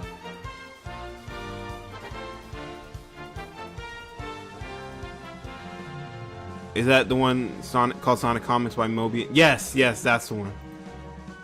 Sonic Comics. Yes, that's the one. I remember watching that back then, man. And then like Amy, and you know, I'll let you watch the video for yourself, you know. Okay, so I remember. So I pretty much, but I remember watching Sonic Unleashed videos, but I wasn't even scared, man. I even watching the finale, and I did not know what at that point in the game. I was like, okay. I don't know why I just randomly started watching Sonic Unleashed like gameplay videos and stuff. I was like, man, I want to do that. I want to go high speeds like that, bro. Like I want to play that. Don't count me So out yet. yeah. And then I didn't get Sonic Unleashed until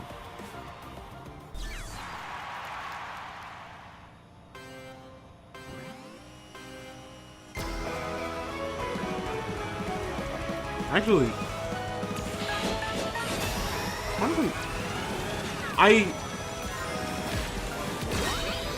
hold on. I don't think I. Okay, no. Nah, but okay. Now here's the thing. I remember I went on the website, right? I go on the Sega website to look at stuff. I was like, and I saw it was a new Sonic trailer. It was Sonic going through like this white space. He's running, hopping up, you know, hopping up like a bunch of like cliffs and stuff, jumping, hopping, sliding, and it was from that alone I knew it was going to be a Boost Sonic. It was going to be a Boost game. Oh no, wait, no, I did. No, I got Sonic. Yeah, I got Sonic Unleashed for the Xbox. I finally got the HD version for Sonic Unleashed. And I remember how stimulated I was, man. I thought it was so cool, like with boosting in Sonic voice lines, go here, woo, and like the quick time events. Like I thought it was so cool. To win. Oh frick! Oh no!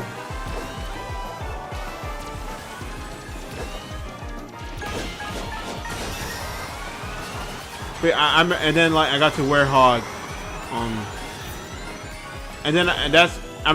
okay. Here's the thing. I got to Werehog, like I got to Windmill Island. Right? Werehog played, and I knew like where the different versions, the HD version, the Wii version, they played differently. And I remember, I remember how much of a chore it was playing through Windmill Isle Act 1, the night one. That was such a chore to play. Also, frick off, Knuckles. Can I restart, please? You're right. But like, I remember how much of a chore that was. Like, it was to play Werehog, like vanilla Werehog, 0 upgrades. It was not fun, man. I hated it. I absolutely hated it because I didn't have any experience with like fighting games like that. I did not know that Werehog was supposed to be like the Sonic version of God of War or whatever. But like, yeah, I did not like it. I didn't like it. And what? Yeah, I did not like it. I did not like it. So what I did, I would always replay Windmill Isle Act 1, Act 2. I would always start a new game, restart the level right before I get to the goal. Because that was my favorite part, and I loved that. And I was like, oh man, I have to restart again. Because yeah, I was not looking forward to the Werehog like gameplay.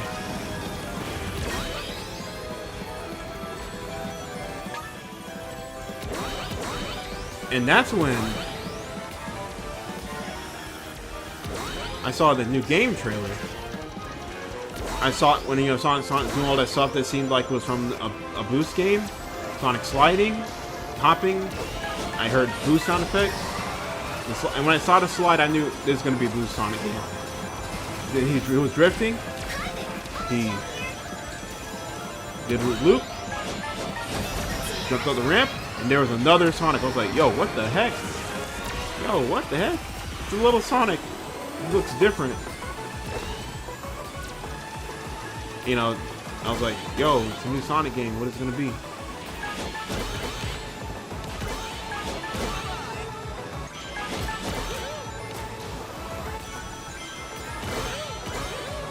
And that's when, you know, I saw gameplay. And then I saw the gameplay trailer where they had the original classic Sonic. They had modern Sonic. I was like, yo. And here's what this is the part that messed me up. The section where you go through the corkscrews and then like you get a checkpoint and get through like the last part. I thought, and then you hit the dash panels. I thought when Sonic hit the dash panels, I remember when Sonic hit the dash panels, he did a spin attack. Excuse me. He did a spin dash, and I remember the first time I watched that. I remember he did that without boosting. And I was like, can I do that? And I remember I tried that, and like it didn't spin dash at all. I just got hurt and like, bro, why doesn't it work? But it only works when you spin dash. It just so happened that Sonic did that. Sonic did that spin attack, like, visual when he hit the enemies. He did that spin attack visual right when he hit the enemies, and I thought Sonic, and I thought that's like when you hit a dash panel, Sonic can spin dash. He can hit enemies, but no, it was him boosting. The timing of that was crazy. And I thought, and I was like, and when I realized that, You tried. I'm just better. oh, frick off, Knuckles, man. Okay, but like, I was like, and when I finally like looked back, when I watched the trailer again years later, it made sense. I was like, oh my god. So he was just boosting the whole time.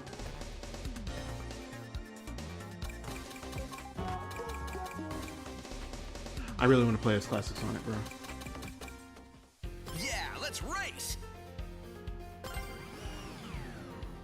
But, yeah, no. Oh my god, Zavok.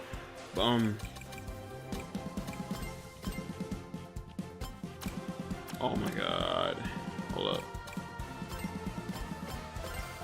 up. Yeah, Sonic Express is gonna end in like 1 minute, unfortunately. No. So yeah, so Sonic Generations, I was excited. I wanted to play the game. I was like, yo. And here's the thing. I did not get Sonic Generations until like Christmas Day. And then I played the game, played through Green Hill Zone Act 1. I got an S rank. I was so happy. I was like, yo, I got the highest rank. I knew that was the highest rank. And I was like, yeah, I got an S rank. That's so awesome. And I played through Green Hill Act 2. I was like, yo, this is so, like, I was so happy, man. Sonic Generations is my favorite Sonic game. Sonic Generations is my favorite Sonic game. I'm just gonna say it right now, right before. Yes. Yeah, you're right. Sonic Generations is my favorite Sonic game. Because it felt so fun back then, and I go back to play it. It still feels fun. It still feel like a fun game to play. Like, it's just, it didn't have like multiple playable characters, but like, there's something about Sonic Generations. Just, it looked so right. It felt right. It played right. I feel like I would have to go into more detail, like, about my feelings about Sonic Generations. But Sonic Generations was the game where I felt like I started learning more about Sonic. So with Sonic Heroes, I learned about other characters. I learned about Omega. Yeah, that was before Sonic Adventure. That was before I played Sonic Adventure. I learned about Omega. I learned about Big the Cat. I learned about the Chaotix. That's when I learned about... No, I learned about Cream from Sonic Ultimate Flash. If you know Sonic Ultimate Flash, that Flash Sonic game with the Sonic Advance, like, it was a Sonic Advance, like, Flash, fan-made Flash game, and I remember I played that, like, I played that on any computer I could find where I was allowed to, at least. Man, I just get nostalgia. Like, I get nostalgia from like thinking back, like looking at this like stuff now. Like, Sonic Generations was when I started to learn more about Sonic. I go through levels I already knew. I already knew about Green Hill. I already knew about Chemical Plant, but I did not know about Sky Sanctuary. I knew about Speed Highway. I knew about City Escape.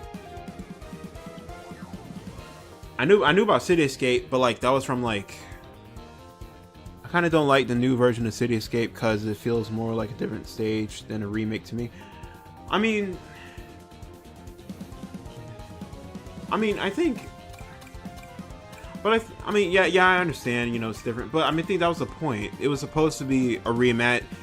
Like, the levels in Sonic Generations are supposed to be reimagined versions of the levels. Sometimes they change stuff and add new things. It's not always good. Like Planet Wisp, for example. I don't like Act 2. The hazards in Planet Wisp get on my nerves. It got on my nerves back then, but like when you try to avoid them, like now it's not really much of a bother.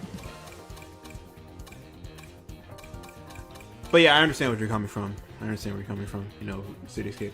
I thought Cityscape was so cool though. I remember I heard the music before though. I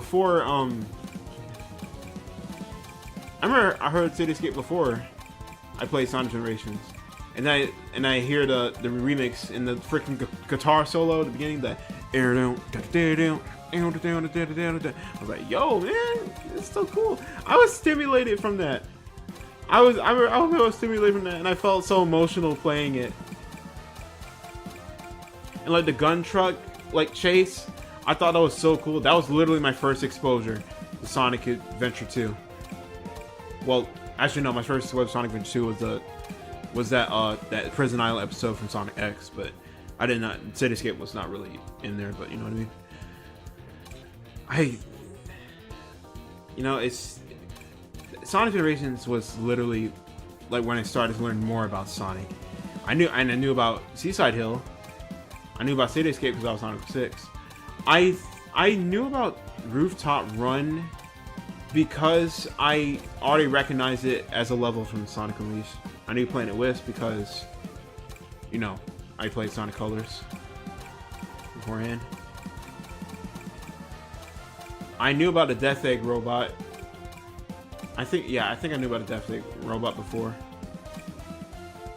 And I knew about Perfect Chaos, but I thought you had to... I remember I thought, wait, don't I have to beat him as Super Sonic? But then, you know, I beat him as, you know, Sonic without a super form. I was like, yo, that's cool. I like how they did that, you know? And then the Egg Dragoon, I did not know that the Egg Dragoon was from Sonic Unleashed.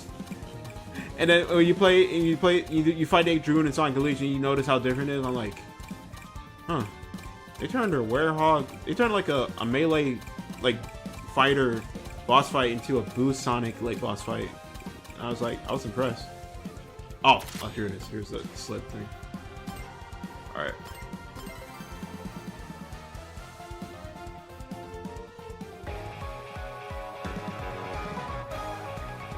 And that was also when I got first introduced to like I remember I got introduced to Metal Sonic through All Stars. No, not All Stars. The Winter Olympic Games. I remember I noticed like he looked like, wait, that robot looks like Sonic. He looks kind of scary, but like so cool. It looks kind of cool. I like that. And then I fight Metal Sonic in Stardust Speedway. And her music, that that turn the air, get down, down. I thought the music was fire, man. And then I fight Shadow.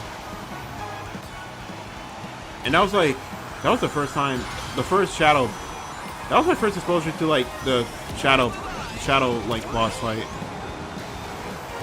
And I remember how Shadow seemed to play just like Sonic. You know, he had the boost, he can, you know, grind on rails and do everything. I'm like, bro, I wish I could play a Shadow.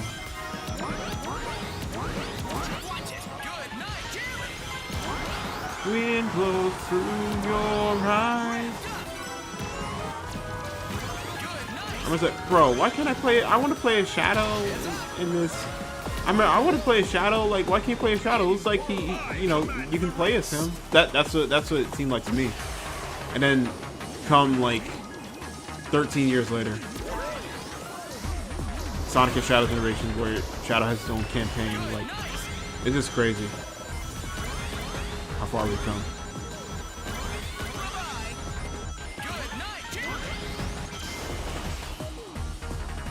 And then I eventually got, you know, to the final boss and all. Like, actually no, I didn't get to the final boss. I didn't because I didn't have all the Chaos Emeralds back then. Because I didn't beat all the rival battles. And I took a break from that and I started to hop back on I thought Zavok said damn, dude. So I think I went back on Sonic Heroes on the Xbox, and I completed, and the only stories I completed at the time were Team Rose and Team Chaotix, and that's it. Like, you know, those were the stories, like those were the campaigns I completed on the Xbox version of Sonic Heroes. Goodbye, your storm. freeze your soul, wind blows through your eyes. But here's the thing. All right, I remember when I played and I got back to Sonic Adventure.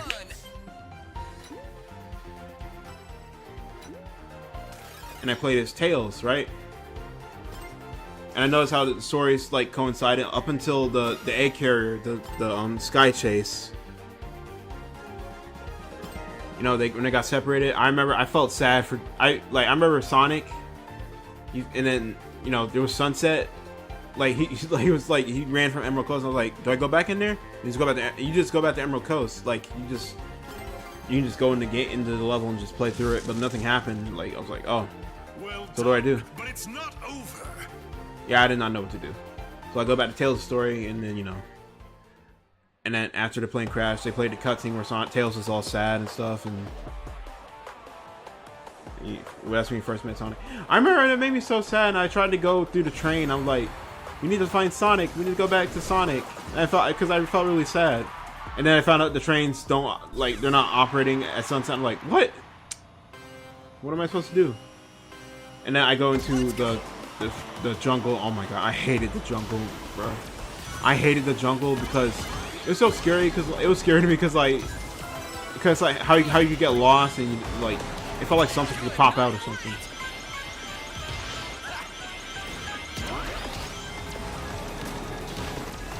Wait, here's the first story I completed in Sonic Adventure was Tails. Like, I mean, obviously, because his campaign was the easiest. All you gotta do is just race.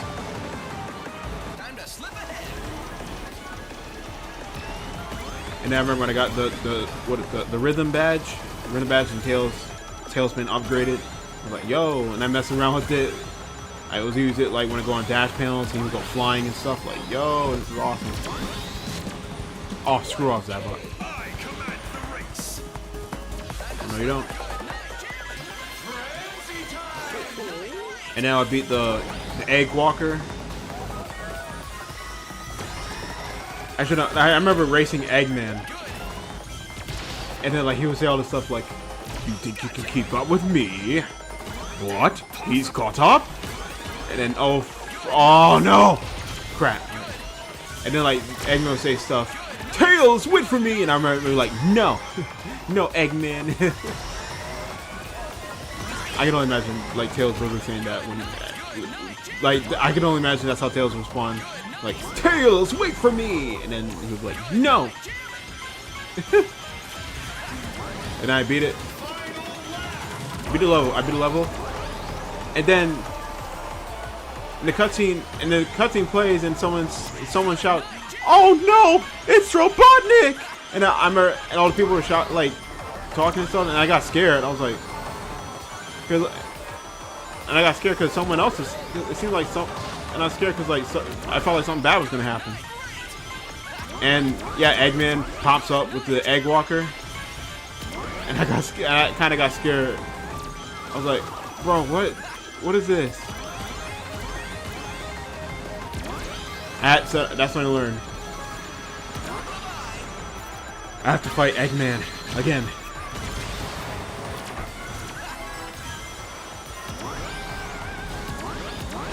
So I fought Eggman, beat him, and as I found out, I did it, and I was like, and that's when that was the end of Tails' story. I was like, Nice. Let's go again. yay, I did it, and I was like, yeah, but like, I didn't really feel much emotion from that though. Of course, I was happy I beat a story, but like, looking back at it, it felt like a baby step, like victory, like, you know what I mean, like a trial, see if I can actually beat a game, if I could actually accomplish something in the game. That's what, looking back, that's what it felt like to me. So, and that's when I continued Sonic's story, when I figured out what to do. So then I got into, that's why, when I got stuck, I remember I got stuck on Sky Deck. I did not know where to go. I did not know what to do. I did not know you have to blow up the cannons and stuff. And that's, you know, I managed to beat Sky Deck. And then And I go through Lost World and all that. And then Final Egg. Final Egg, dude. When I got to level, Egg Viper, called Egg Viper. And like, I remember I died a couple times, so I was like, I have to keep trying and all that. I had to keep trying, and I beat him. Hahaha, see you through here, Sonic. And then, last hit, I thought I did it. And he started flying, Eggman started flying and all that when the Egg Viper was exploding. And then Tikal pops up and he said, "Watch out, he's up to something." I was like, oh no, what is he gonna do? What is he gonna do? I'm scared. And then like Egg Viper, and I don't remember him doing anything, but then like, of course he would do something crap like that, like some ditch effort to freaking kill me. Eggman, he directed the Egg Viper towards one of the platforms, blows it up right before he dips into the middle, and then Egg Viper explodes in a beautiful fashion. That's what I learned. Oh my god, I did it. I beat Sonic's story! And then Sonic, like, it doesn't matter, started playing. Oh my god, man. And that's what I felt like I accomplished. I started playing and all that. I was like, I did it! I did it! And then, you know, it doesn't matter, got to the ending of the song. Okay, I'm gonna pause for a second. Hold on. I want to pause. Hold on. I remember I actually felt like a genuine emotion when I finished Sonic's story. And it doesn't matter. Play the ending. It's like, it doesn't matter now what happens. I will never give up the fight. There is no way I will run away from all of my frights. Long as a voice inside me says go, I will always keep on running. There is no way to stop me from going to the very top. It doesn't matter who is wrong or who is right. Yeah, and then Crush 40, Johnny is vocalizing in the background, and I'm not gonna lie, I felt something. I can feel something building up inside of me. I felt something building up inside of me, and then like they showed the end screen with Sonic just chilling at Emerald Coast, you know, just relaxing after that adventure he had, and then that's when I cried. That's when I started crying. I remember my mom and dad like noticed me crying. I was like, and they asked me what was wrong, and I did not know how to explain it. I did not know how to explain it. I described it kind of wrong in the way I could, in the way I knew, but like I did not know why I couldn't really explain why I was crying. Like, I should be happy that I beat the game, but like, why am I crying? You know what I mean?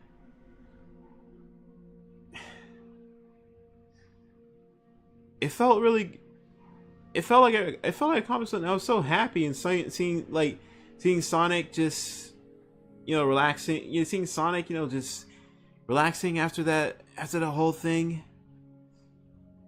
It felt like it felt like I was controlling Sonic and giving up, and like I was just like refusing. Like, it's like, and I kept going, kept running. I just couldn't give up, you know. Just I kept, you know, I beat a story, and you know, after I beat him, it just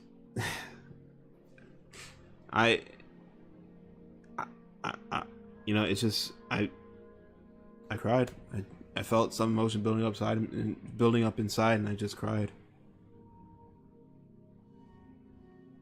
I don't know how to describe it then, but like back then, I was crying, knowing I was crying because I was happy that I accomplished something in a game for like truly accomplished something.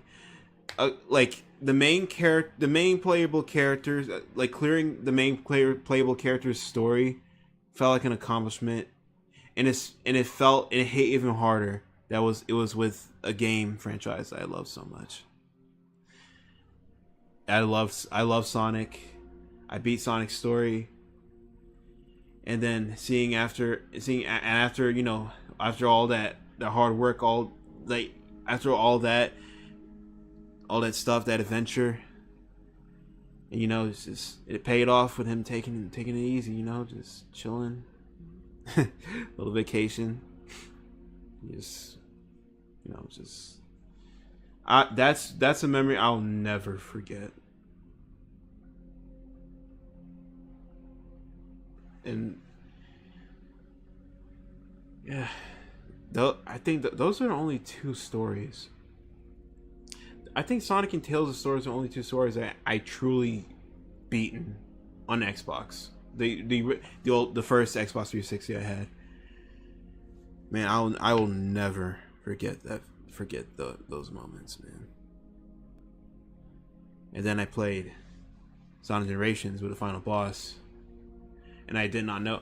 Also, another thing, I saw the cutscene before I even played the game, so I knew what was going to happen. And then I remember I had trouble beating the final boss because I didn't understand it. But to be fair, I was like, it was difficult. It felt really difficult because like it felt weird. And playing it now, I realized, yeah, Time Eater was kind of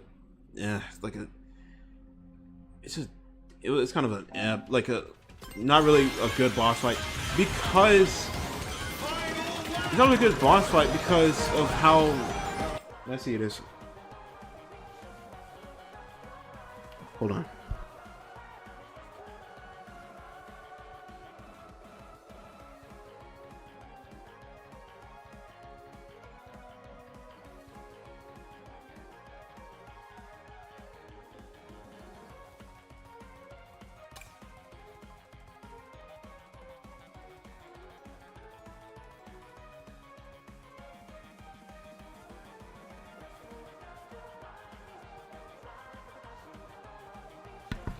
Sorry about that, guys, but yeah. And then I played Sonic Generations, right? And I trying to beat the final boss.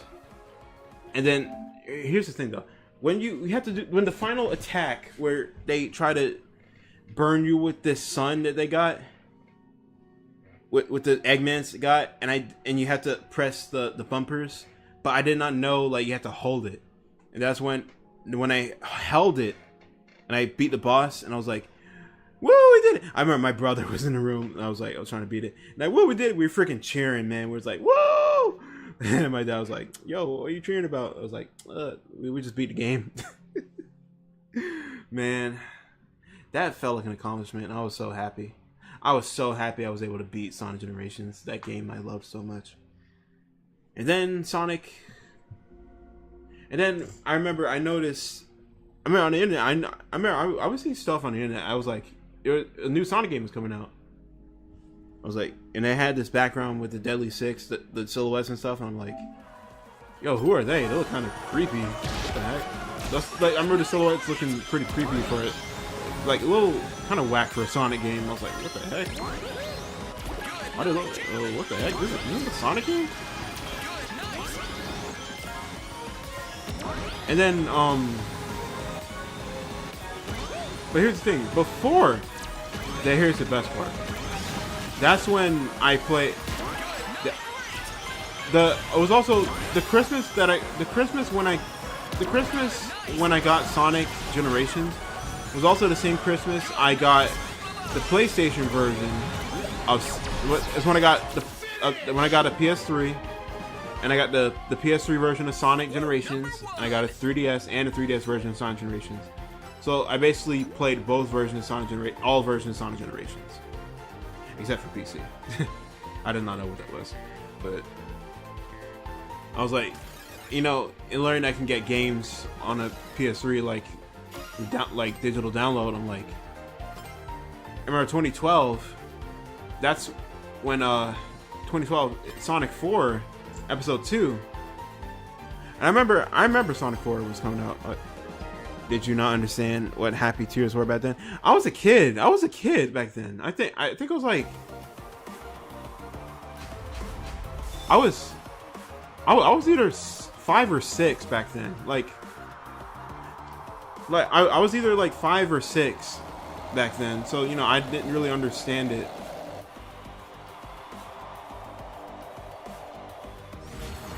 I was either 5, 6, like you know, I was like 5 or 6 when I played the game, so like I didn't understand like, you know, I don't understand why would someone cry even when they're happy. I didn't understand that.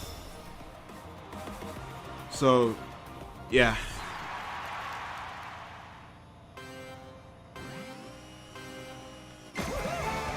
In the dark. I got digital. So I remember Sonic 4 episode. I remember Sonic 4. I knew about Sonic 4 back then. I wanted to get that game. Oh, hold on.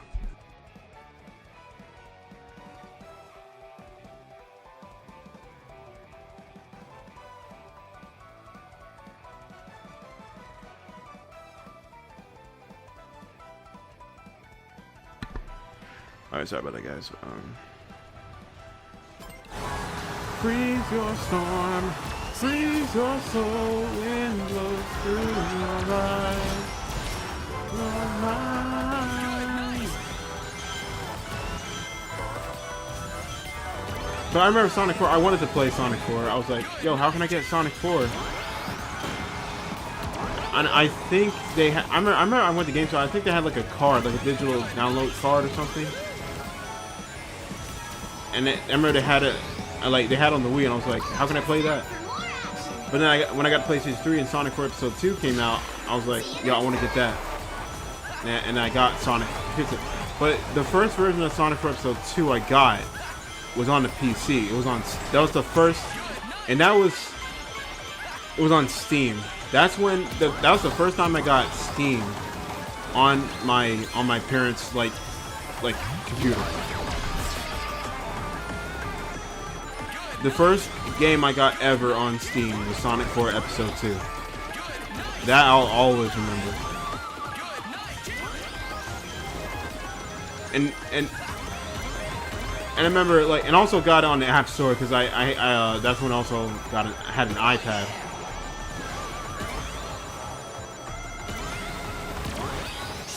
You know, I thought it was really cool, like Sonic and Tails doing like the combo spin dash.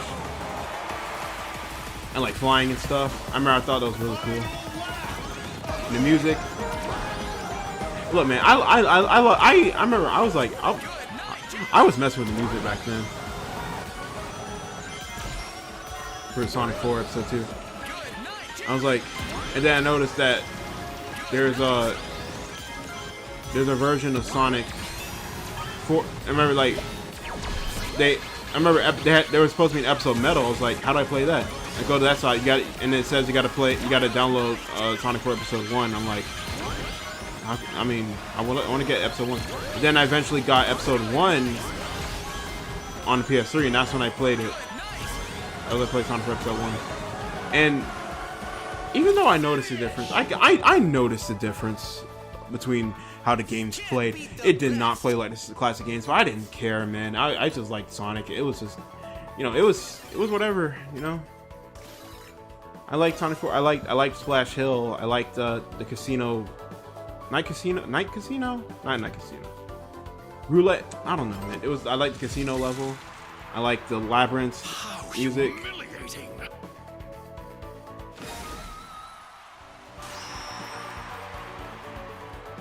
Sonic 4 Episode 2 I thought was better.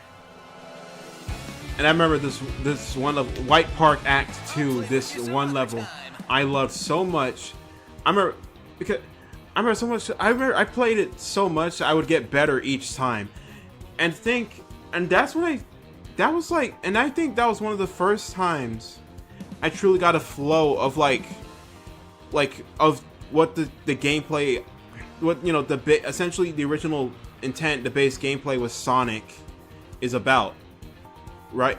Where, you know, you play through the levels and you replay them, you keep going better, and you get better each time, and you keep your pace going, keep your momentum, and try to get a better time, and go, you know, try to go as fast as you can, and keep that, try not to lose that speed, and it, you know.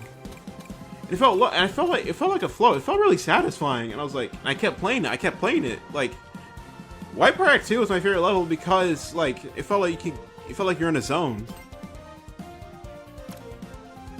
and I enjoyed it.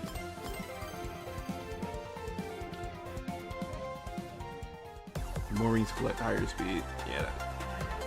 And that's why I fumbled when I first played this game, bro. Bam, bam, bam, bam. Bro, I did on Dawnpaw Factory, the music I absolutely love. If it's okay with you, then it's alright with me. Now say it with me, let me build your carts. I don't know, dude. I just realized Eggman's drill is like literally just a cone with the texture just moving. See, okay. You see that? You see on top of that? That was the only thing I could see when I peeked into the bookstore building. And bro, it's actually really depressing, man. I was so sad. Oh my god.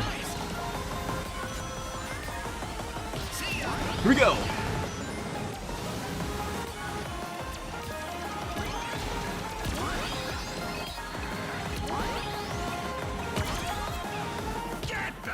So I got, you know, both Sonic 4 games. I'm like, why isn't there episode, like, is there gonna be episode 3? That, I mean, I did not know, like, the game had episodes back then. But then that's when when I looked up other Sonic games on the PlayStation Store, that's when I saw Sonic Adventure 2. And then it had a demo, and I played through the demo, and I beat the level. I'm like, and it says you can get the full game. And I'm like, can I get the full? And I asked my dad, can I get the full game? And he got the full game. So I put it on there, you know, City Escape. Good. Defeat, what was it? Not a hot shot. Bigfoot. Yeah, Bigfoot. You know, I played through the levels and stuff. But I didn't go through Knuckles' level where you had to find the piece of Master Emerald, and I hated the treasure hunting stages. That was the treasure hunting stages were a roadblock because of the freaking radar system. I hate that. Like, genuinely one of the worst changes. Like, actually, like that was one of the changes that they made from that they made from Sonic Adventure that I would actually say that was a bad choice. Cause like looking for one emerald at a time, it's just really limiting. Like it's like padding out gameplay time just for the sake of it. It's just, I don't like that. Can I see your time trial track ranks? All right, sure. After I beat this Grand Prix. Yeah, it's literally just a texture. You see that? Just rolling. And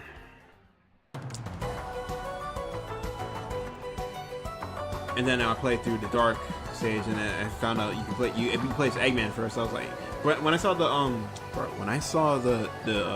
load screen and showed like the gray color of the spin dash, I was like, yo, I'm gonna play as Shadow. But I found out you play as Eggman. I was like, what? Eggman?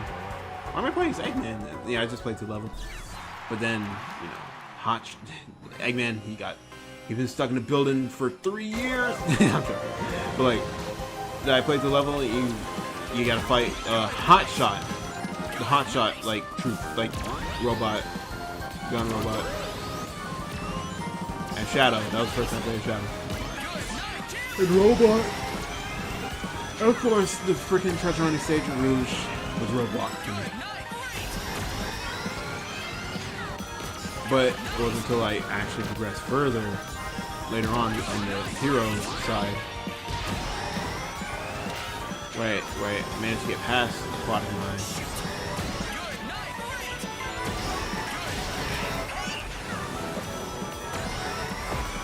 And then you go, and then you have to and then you gotta play through the Route 808, 880? The one where Tails' Cyclone turns into a car, basically.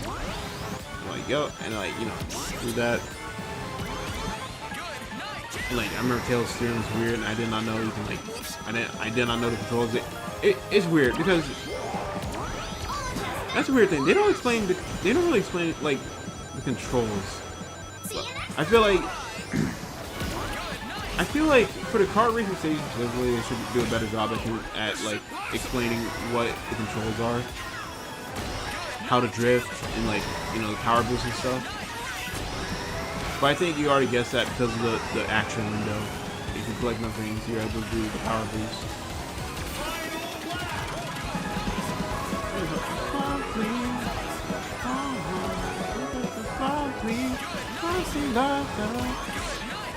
And then we go through Pyramid Cave.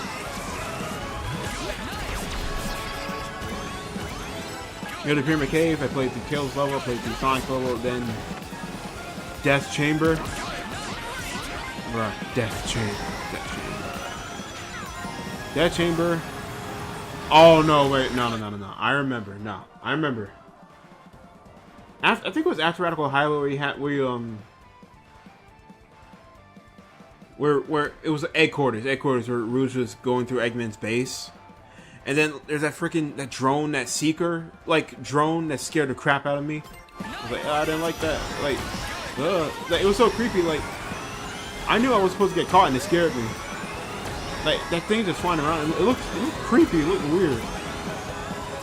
It looked creepy just flying around all like slow and smooth like that. I don't like that. I didn't like that. But no, when I finally got past Death Chamber, what really scared me, and I'm pretty sure you all know this, was freaking King Boom Boo. King Boom Boo scared the crap out of me. And when you hear King Boom go like, and Knuckles like, huh? Who's there? And then Knuckles looks at King Boom Boo, and you see him in full, and he's this big like ghost, and like Knuckles like he gives this like kind of like creepy looking look this face, like, and I knew he was scared because like, what the? And I knew he was scared. He was like, what the? Ghost. He said that scary. He gives it this face that's kind of funny but kind of scary. We're just looking at it in silence, and then the music going doom doom doom doom doom doom doom doom doom doom doom, which of course I thought was cool, but like I couldn't enjoy it because freaking King Boom Boo was so scary, man. Where I feel like, so I had to go behind him, right? But when you like, but when you go behind him, he turns around, so it goes like, and throws the fireballs at you. You try to go behind him, and I did not notice. And I noticed, like, I remember the first time I was able to. I just realized, bro, I went through this freaking map in the last trailer. That's crazy. Because I remember, I think I managed to hit the hourglass, hit the ghost of the hourglass on the first time. But then when I tried to do it again before King Boom does like his final attack, I remember when I tried to go behind me, he turns around and goes like that scared the crap out of me. Because like the freaking like the noises you're making like like, oh my god, that was so. Oh yeah, what planet got eggs? Bro, he scared. King Boom Boo scared the crap out of me. I'm pretty sure he scared the crap out of some of y'all, most of y'all actually. And then I finally beat King Boom Boo.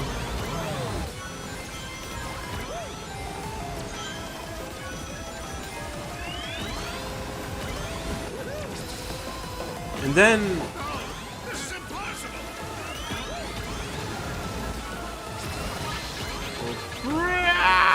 no, bro.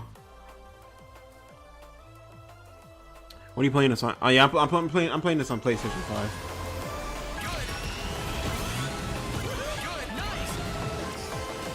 But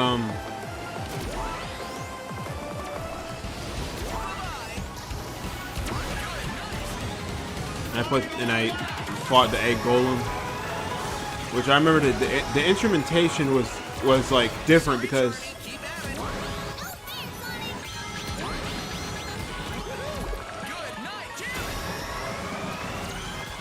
like they had like a guitar like melody playing in the back. It was like doom doom doom doom doom doom doom doom doom doom doom doom doom. And I noticed they had it was different because the guitar riff like back then was like doom doom doom doom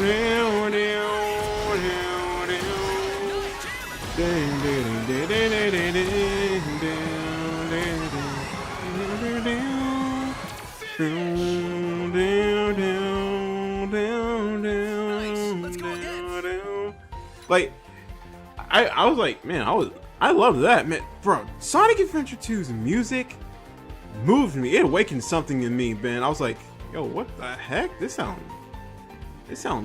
bumping. It sound like hype. Like it's something like I would jump to, you know.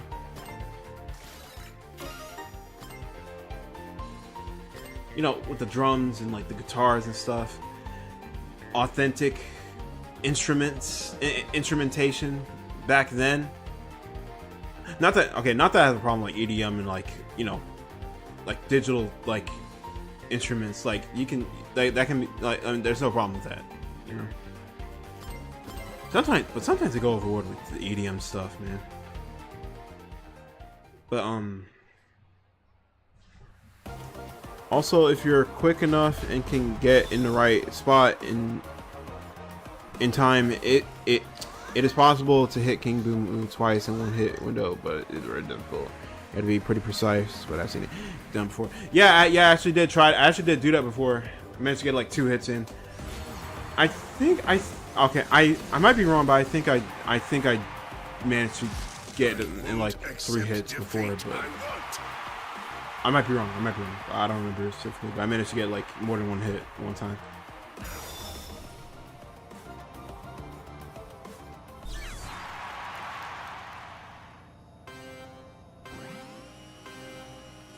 But then, it didn't wait until later, like sometime later. I moved when you know, when you know, when me and my family, like we moved, we moved to an apartment, and that's, you know, took all our stuff there, all the moving process and stuff. And that's when I continued to play the games I had. I continued to play Sonic 4 Episode 2. I continued to play Sonic Adventure 2. And that's when I actually completed Sonic's Hero Story.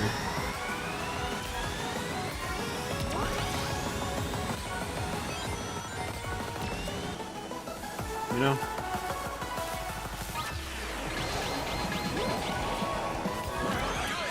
Get back in line. But also another thing too, I remember that's when it was also when I rediscovered Sonic X. It was in my childhood home.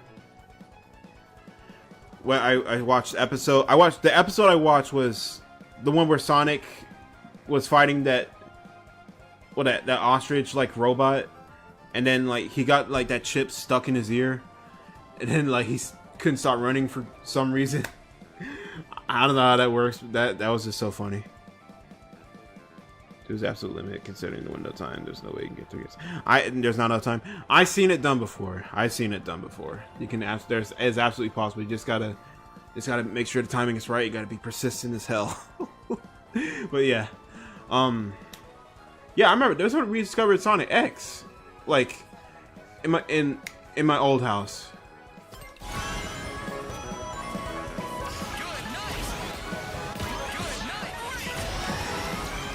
I remember Amy like getting mad at Sonic because apparently Sonic wasn't listening to her. But he was bothered by the chip in his ear. He didn't know what was happening. And then Amy was really concerned, like genuinely concerned for Sonic, and I liked that. I loved that.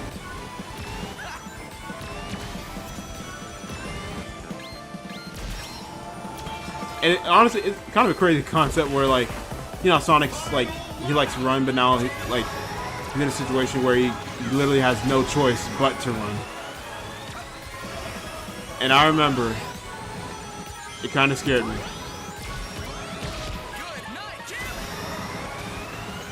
I remember it kind of scared me when, well, like where they had like the plan where they put Sonic in a hamster wheel, and then like the hamster wheel, the wheel broke and then he ran over Knuckles. Like that was so, like, I remember that scared me, but that was like funny to me.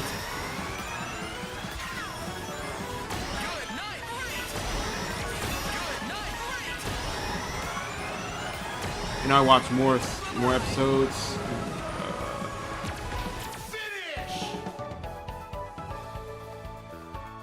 Woo, number 1. And then I remember that's when I had DVDs. I wanted to get a Sonic X DVD, and it was the one where it had it was like from episode 4 to like the party episode. The episode where they find the first Chaos Emerald to the one where you know they had the party, the one with Cream. Eggster. I can't believe it.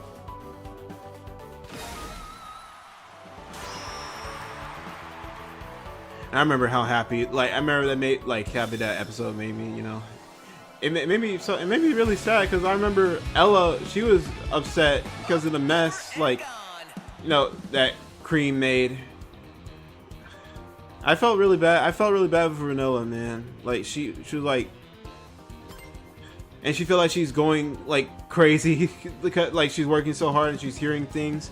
And then Chris had explained, you know, the whole situation about Sonic and his friends. And it made me really sad because they were crying. Like Cream was crying, Vanilla, Cream was crying. Ella was what? No, Ella, oh, the maid. Yeah, Ella. I'm sorry. I think I said Vanilla. I don't know, but like Ella, I felt really bad for Ella. That made me really sad.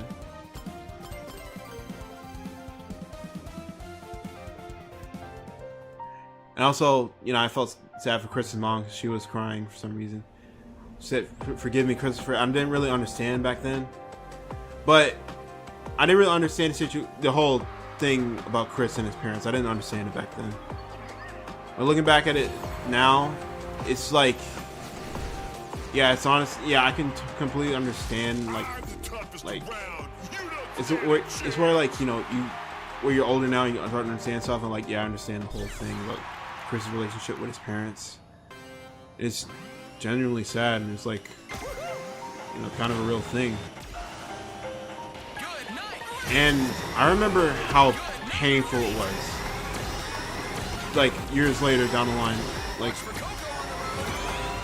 yeah, watching Coco. Like, I remember it was painful watching the episode where Chris stops the portal and then takes Sonic with him, because the emotion, literally the emotions were like taken up to another level in that episode. Chris ran away. He was missing.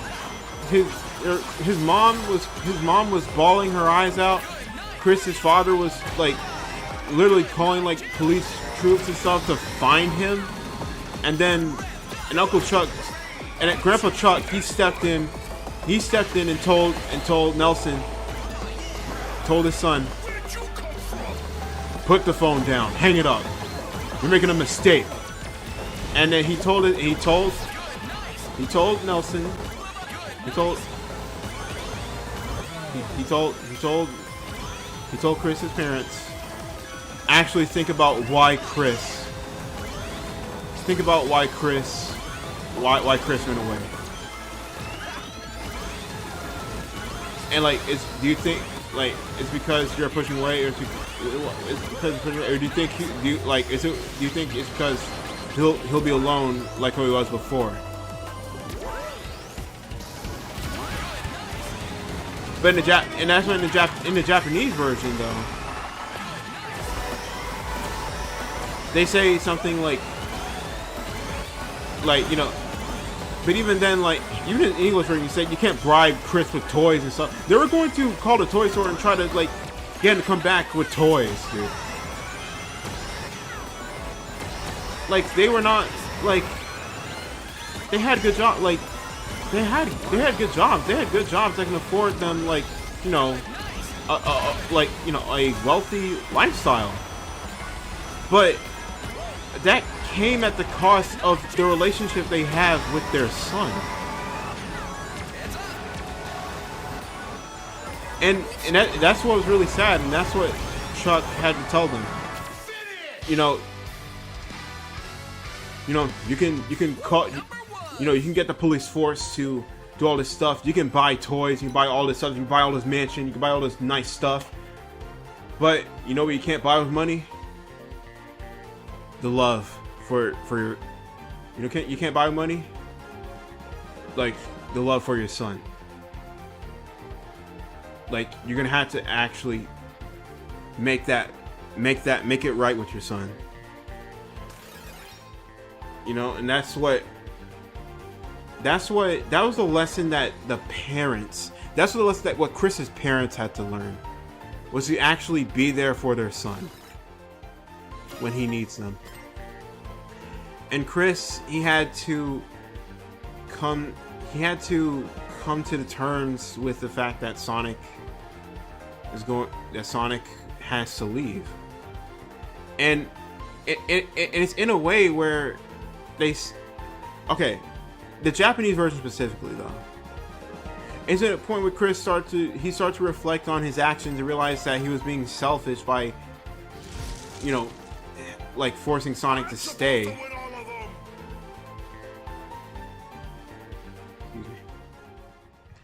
And it made me really sad. He was crying. I was like, you know, he would be alone. It made me really sad. Like, it felt really real. I remember I was really sad. Like, genuinely sad.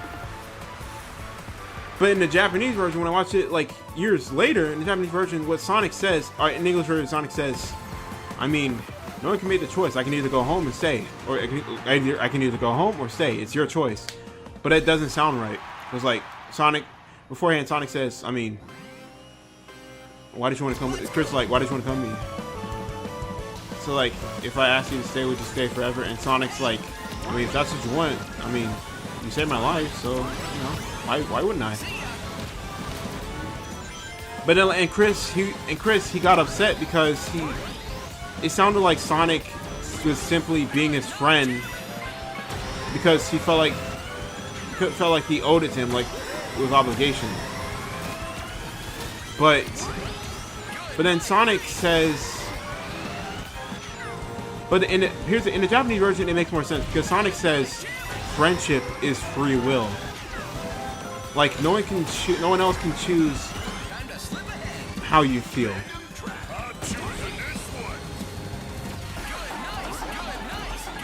And how does Sonic feel? Like, and that's what Chris asked Sonic. How does he feel? And Sonic simply says, you know, as long as I have this, and he just runs around for a little bit. As long as he has his speed and the ability to go everywhere he wants to, then he's happy. And then that's when Chris realized what he was doing was wrong to Sonic. That he kept him from running. He kept him from running because he kept him from running. He kept Sonic from going home, and he just had him following him everywhere. But the thing is, Sonic chose to tag along with Chris, even though he literally like Sonic should have been mad. He should have been upset with Chris. But even though after he stopped him from going home, Sonic chose to stay with him for one, you know, just to go with him for one last adventure. I mean, they didn't know, they didn't think it would be the last, but you know, but that was the time where they had to say goodbye.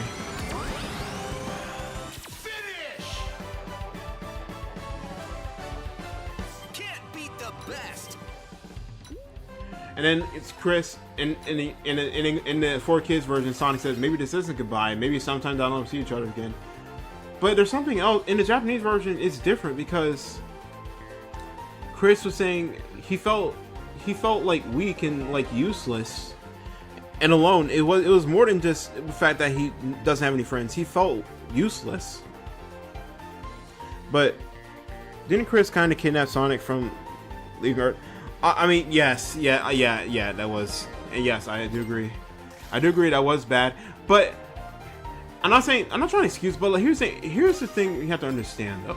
If you actually you have to, if you understand like Chris's mindset and like where he's come from, like his environment, you would understand why he reacted the way he did and why he did it. And then Chris, he felt like he had this reliance on Sonic because like it felt like when he's with him and like when he just knowing that he's just here in the same world as him, he felt stronger. He felt like he can do anything. You know, and like doing things on it, like he felt like he can, you know, do things on, he can act on his own. But then, and when Sonic leaves, that confidence felt threatened, and he expressed that to Sonic. I feel like I'll be useless. I can't keep up with you. But and then Sonic told, in the Japanese version, Sonic told him, I don't think you're useless. Didn't you not save me from drowning in that pool? I don't think I would have been able to do that. Like, that was something that Sonic pointed out. Kind of weird how Sonic didn't point out how different this white space looks. But, and I like that because Sonic, you know, told Chris, I mean, you saved me from the pool. I don't think I wouldn't have been able to do that. You know, like Sonic can't swim. You know. It was sad, but you know, it's a real lesson. Sometimes we just have to say goodbye to people that we care about. You know, nothing lasts forever.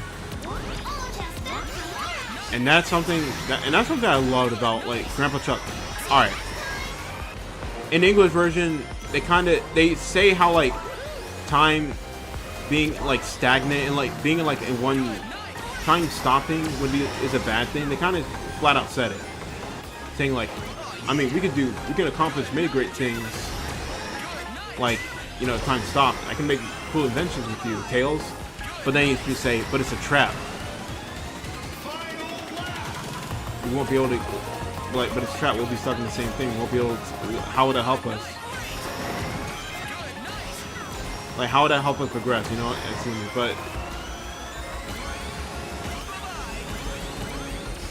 but then in the Japanese version, it felt more. It felt in the Japanese version. It felt in the original in the Japanese. It felt nuanced. The way Chuck explained it, you know. The way Chuck explained it, you know, time stopping could be, it could be a good thing, beneficial, like in a sense where they can do many stuff, they can do many experiments, they can, you know, discover new things, they can do a lot of things. Like if they had the option to basically live forever, you know. But here's the thing, though. But he says, on the other hand, would we really progress as humans if time were to stop? If we were to do all that? And he would proceed to say nothing lasts forever, and that's what he believes in. Like, it's that kind of wisdom that Chuck has that felt more like, I mean, this sounds cool, but on the other hand, this is what I believe. You know what I mean? Like, it seemed like it was a nuance, and I liked that. Oh no, I'm not asking why he did it. Because Sonic was like a life-changing individual to him, and Chris didn't want it to end. I'm just saying he still kidnapped Sonic. Yeah, he did. Yeah, I will. Yeah, Chris did kidnap Sonic, and that I'm not justifying that. Like, it was still wrong. But, like, and he knew that. He understood that. He understood that. He knew that was wrong. And Sonic just went with the flow. He wasn't mad at him for it, though. You know. Oh yeah, Storm. Oh, bro, Storm do look creepy sometimes. Like,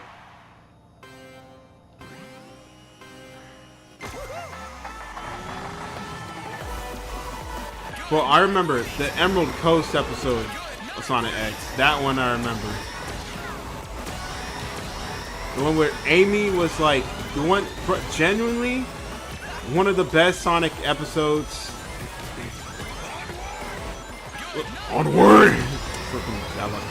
Like, genuinely, I think that was Amy's best episode in Sonic X, in my opinion. You know, Amy, you know, she fantasized about, her and Sonic at the beach and, being all romantic and stuff. But then, like, when something, not even something interrupts that, she gets angry. She gets, like, you just ruined my fantasy.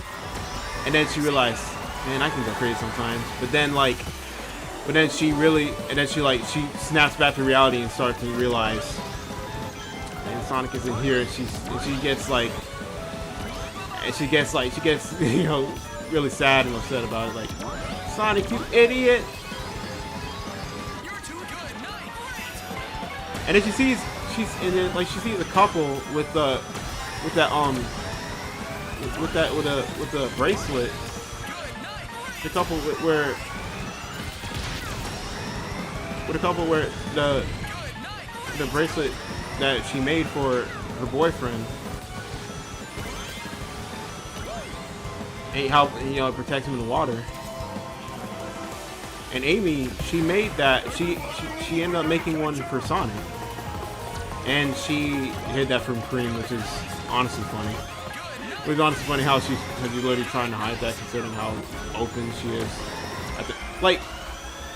I think if Amy tries to hide her feelings, when Amy tries to hide her feelings back then, it wasn't like denial. Like, it wasn't like a cliche denial how they handled Amy now. In the Twitter takeover, at least I don't like how they handle it, because bro, Amy likes Sonic, but like, if she's gonna hide her feelings, at least like do it in a way where it doesn't like feel cliche. You know what I mean? Where it feels natural. Like I don't know. It's hard to explain. Woo, number one. But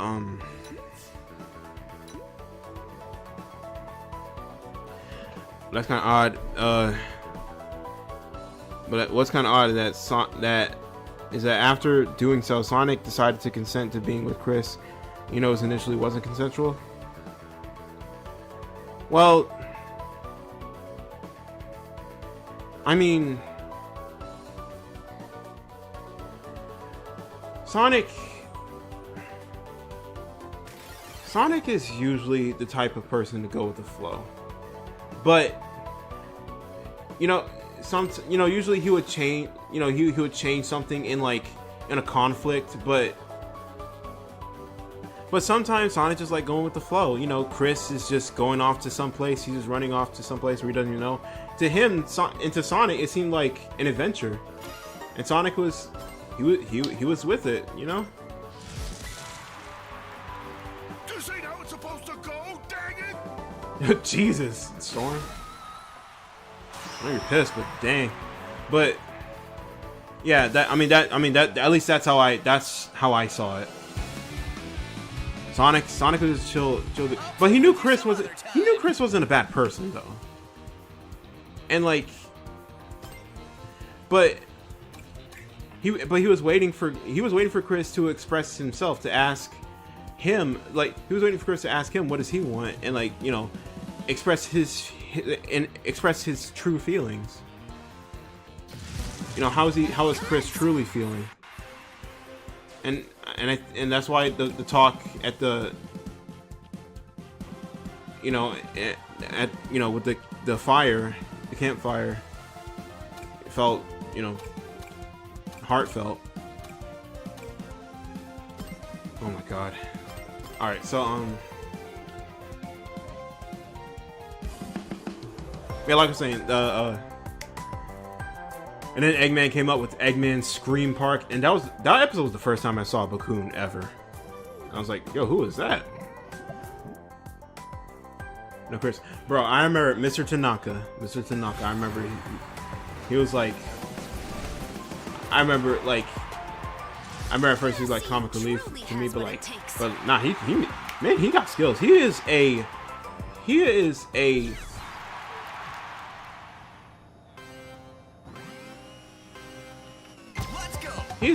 a real he was a very respectable and he's very respectable like butler and like, protecting those who live in there. It's like in the way he treats them like family. I remember, and like he was emotional when Chris got taken and when he reunited with Chris in the Shadow arc, the Shadow Saga, and he was crying. I felt that. It's like he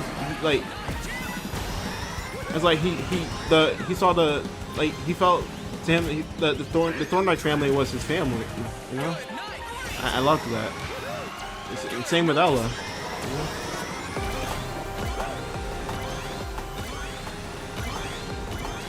But yeah, Amy, that episode, the Emerald Coast Beach episode with Amy is genuinely my favorite episode. My favorite Amy episode.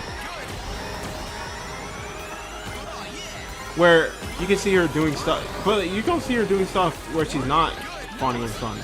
She's able to swim. She has all this stuff. She is like literally the ordinary one out of like everyone else. Like in the group where a 6-year-old can like flap her where she can use her ears to fly, and you got this red porcupine where they can like punch stuff. I know it's not porcupine. He's a kid, nothing cool. A super high-speed hedgehog and a fox that has 2 tails, which he can fly with. Amy didn't really have any like powers except that she can manifest multiple hammers.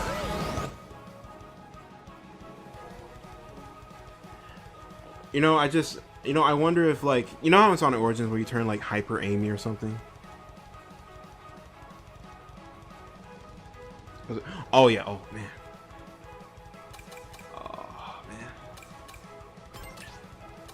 Okay, yeah, I'll show you my track ranks. Sorry about that. But yeah, Amy. I don't know if the episode can see. Amy is really talented. She can cook. She can swim. She has all this equipment stuff. She likes to be adventurous like Sonic. Doing all this stuff.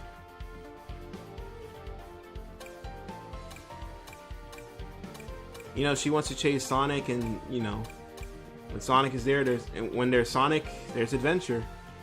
But she also genuinely has feelings for Sonic, where she actually, where she expresses them in like different ways. Clearly, I mean, yeah, there were like I know it's not supposed to be like serious, but like she can cross on. There are moments where she crosses Sonic's boundaries, and that's something I want to talk about. Like, people say like Sonic is a bad person for not reciprocating Amy's like advances or like feelings and stuff, but like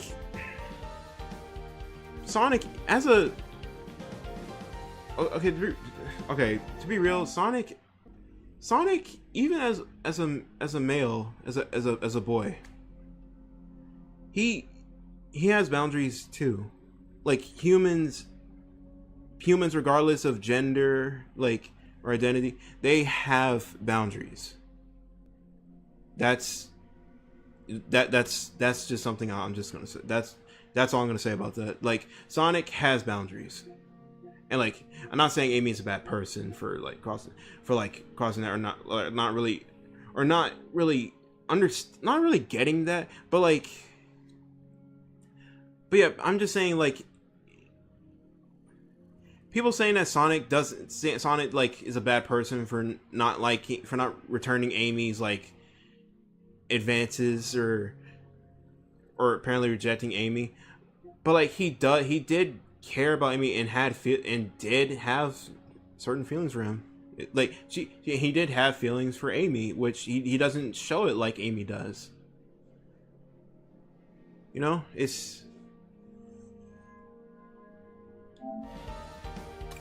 but like even then, I will say this too: their writing has been inconsistent throughout the years, and I get that. Like, and I understand, you know, people don't like their like dynamic back then. I completely understand that. Like Sonic and Amy, like writing was inconsistent. But yeah.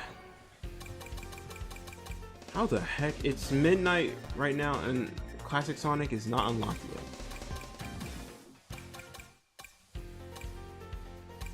I'm just gonna say I should know it. Metal Sonic. All right, here's the ranks I have on Sonic 3. All of them are A ranks. All of these right here are A ranks. I didn't do the crossover. I didn't do the crossover tracks. So that, I mean, because I did the time trials to unlock the soundtrack, like for the jukebox. I got 1 S rank.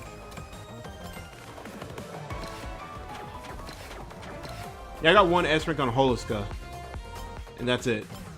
Yeah, those are all my ranks. So yeah, but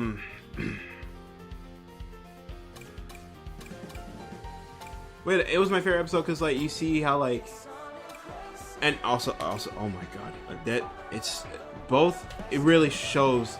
I think that episode specifically, Last Resort, that's what it's called in English. That episode, honestly, is in my opinion the best depiction of Sonic and Amy's relationship.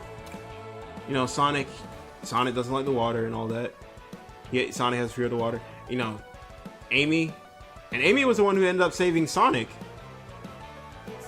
Like from Eggman drowning Sonic into the freaking water. Like, that was crazy. He couldn't swim. Yeah, Sonic can't swim. So Amy actually ended up saving him. And then, you know, and that gave Sonic a chance to defeat that octopus robot. Yeah, let's race. You know, he did I gotta go sing the song. Yeah, I'm sorry. Yeah, let's race. All right. You know what? Let's play Amy this one. Let's go. Gravity Stream Gear. Yeah, let's go. Come on, man. But anyway, afterwards, Sonic was Holoska the easiest S rank for you? I'm gonna be honest. I don't remember. I think I had like I think I played as Metal Sonic because like I think his like vehicle and I think Metal Sonic and his vehicle was like the fastest. And I had like the gadgets that helped me like give me like boosts and stuff, like the rings. Where's it? The rings? The air tricks where you get rewarded with rings when you do air tricks, and then the ring boost where when you collect rings, you get a boost of speed. That's what I think. That's what I use. Yeah. And you know, it's like, and also another thing, Sonic. It's not that Sonic doesn't. Also another thing, it's not that Sonic is like Amy. It's just that Sonic, like Amy, can be a little over emotional, and Sonic's like, oh, hold on, take it easy, you know, like, you know, like that's the difference that they have. You know, Sonic doesn't really openly express his emotions like Amy does. But then Amy showed Sonic the bracelet that she gives him, and I love that, and I like that moment. And then Sonic's like, "You made that for me?" Sonic just, you know, something. Sonic usually, when he helps people, he doesn't really ask for anything in return. He just, you know, he just does what he thinks is right. And like, and the way Sonic said, "You made that for me," it seemed like, it's like Sonic was shocked that someone made something for him. He was genuinely surprised. He was gonna take that, and then Eggman showed up with his freaking construction robots, and they destroyed the bracelet, and Sonic, he was of course gonna fight Amy in the playoff match. But Amy, she was upset, man. She was sad. Like, she picked up the pieces, and then she was pissed. Destroyed the robot single-handedly and killed it again. In the water. That was. Oh, shut up. I'm fascinating. Watch. You'll be captivated by my flawless racing victory. Oh my god. Oh my god. It's so ironic how I'm talking about Amy from Sonic X and I just play as Amy in Crossroads. Yeah, no, I'm not a fan of Amy, how Amy's direction is in Crossroads. Okay. Like I was saying, another thing too, Sonic! We're in the same episode where they established Sonic can't swim. Like, Sonic's afraid of the ocean because he can't swim. When Amy was in the water, Sonic jumped in to save her.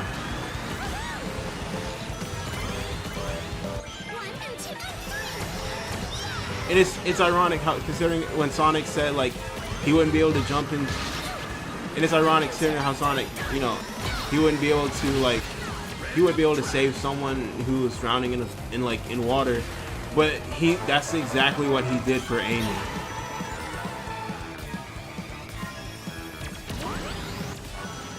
But and then Amy woke up and then Sonic wasn't there. And then the bracelet's gone and she was sad. But then she made up for him and she was sad like that is just gone. But then Amy, she said that it's okay because she knows Sonic doesn't need a bracelet, you know, for good luck or to be protected because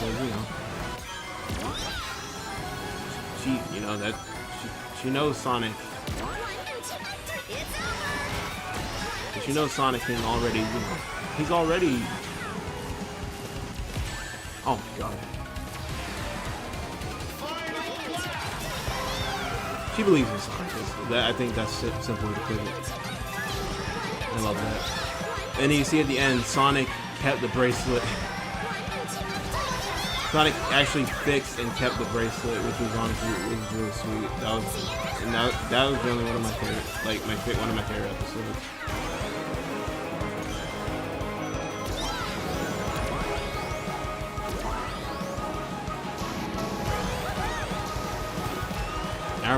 I remember Sonic X was also my first exposure to Emerald.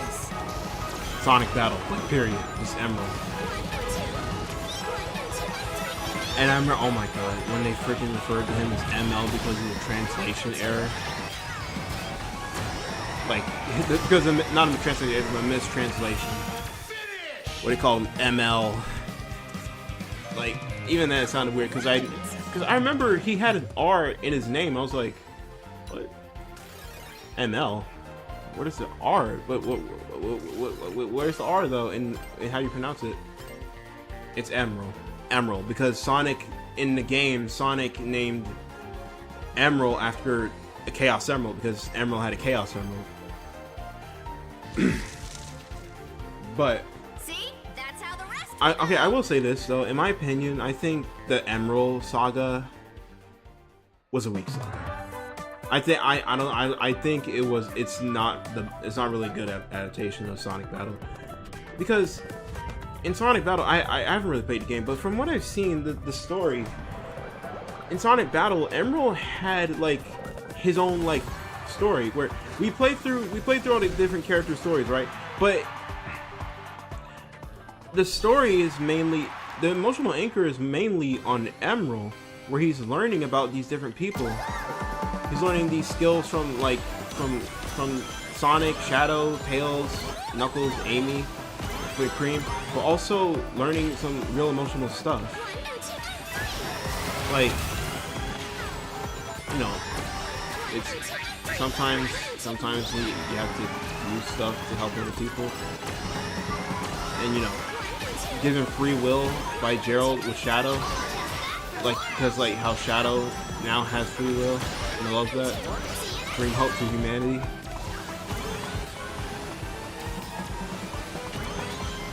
And it, you know, after having that journey, and you know what happened to Emerald at the end of the game, it's just, that's what makes it even more sad. I think what would have made it, in my opinion, what made the Emerald arc better is with Emerald.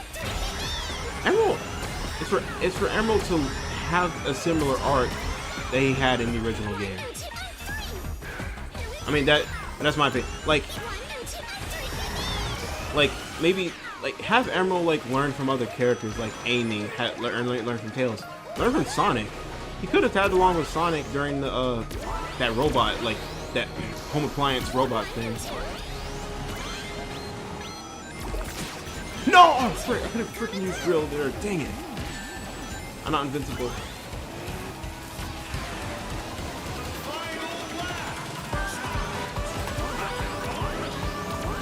Crap. But the emotional anchor of that arc was Emerald and Cream. And I definitely thought that.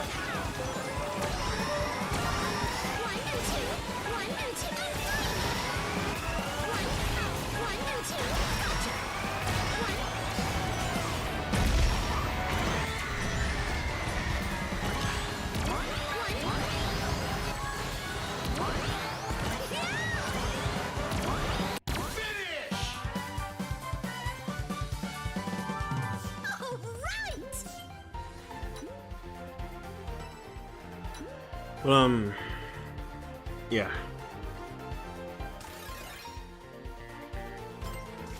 But I mean, I still think the Emerald arc is solid, solid for the most part.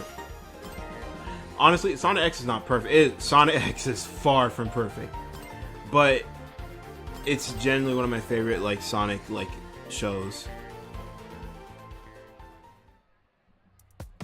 And then so I think we can round back to the game stuff. So Sonic Lost World teaser, right? And here's the thing though, Sonic Lost World was coming out on the Wii U, and I did not. Yeah, we didn't have that. So, but I did have a 3DS. There's a version of Sonic Lost World on the 3DS, right? that was the first version of the game that I played and finished. And I thought something was so I liked the 3DS version. Like there was some stuff that was frustrating, like wasn't Factory Act 3 or Zone 3 or whatever. It was weird, and it felt weird. The amount of the exploration and puzzles you have to do in that level is weird. It's completely different from the HD based version of Lost World.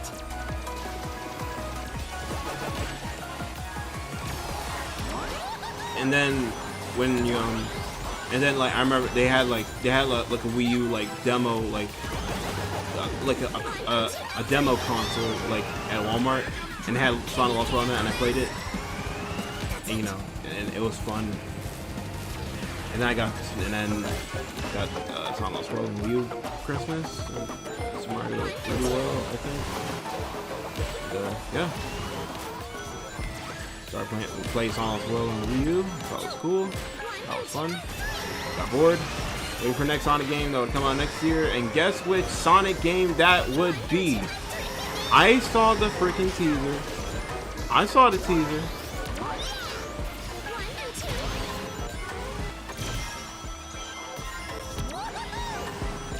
And I think, oh my god, I think it was before we moved.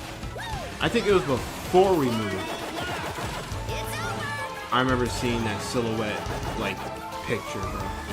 The muscles, the cliffside, and, characters in there. I was like, that's not real, right? Are they changing Sonic? What's happening? And then, after I moved, and the 2014 when the trailer came out from Sonic Boom, and the music and stuff, and from that information, that's not only the game trailer came out, but also the TV show trailer came out. I was like, yo, a new Sonic TV show, I can't wait. And I thought it was cool. Sonic Boom, and Sonic, and then the Sonic Boom Rise of Lyric, it became about Rise of Lyric. I saw more stuff was coming out, and how the game looked different from it did in the announcement trailer. and the TV show trailers started coming out and all that.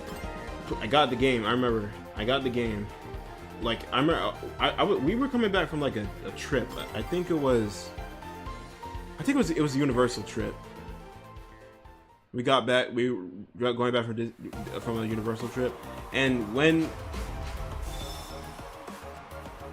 when I got the game, it came with the Sonic figure, the Tomy Sonic Boom figure. Oh hell! Oh heck no! That scared the crap out of me. You're still here? I was so far ahead, I thought you dropped out. Shut up.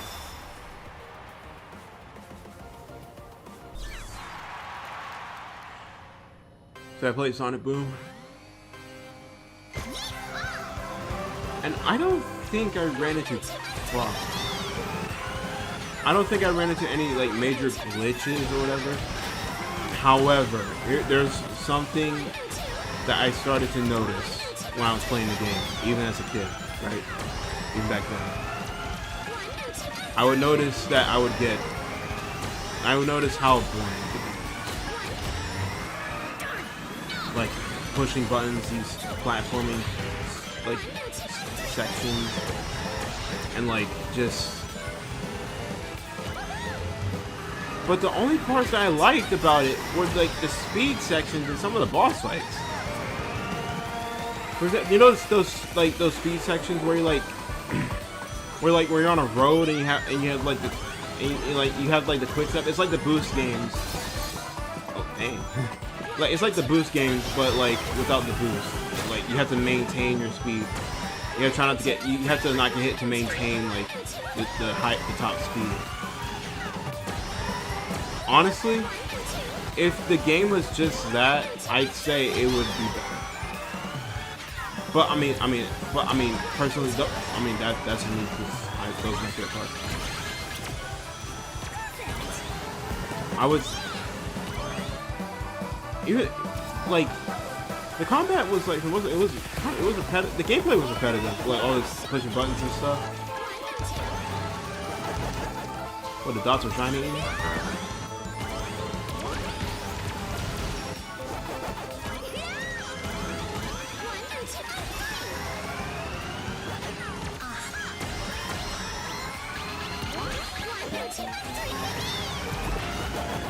Oh, bro.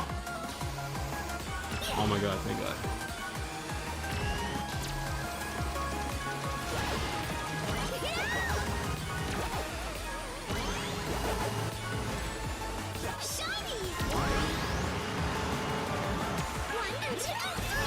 But, no! Oh, no, move back. Metal Sonic. A-hole, man! No! Metal Sonic, you freaking a-hole. Ooh, look at me go! Dang it, man. Frick off. Dang. Frick off. Never stood a chance, but this still feels good. Frick off. I hate you. Well, like, I remember Rise of Lyric. Rise of Lyric was boring.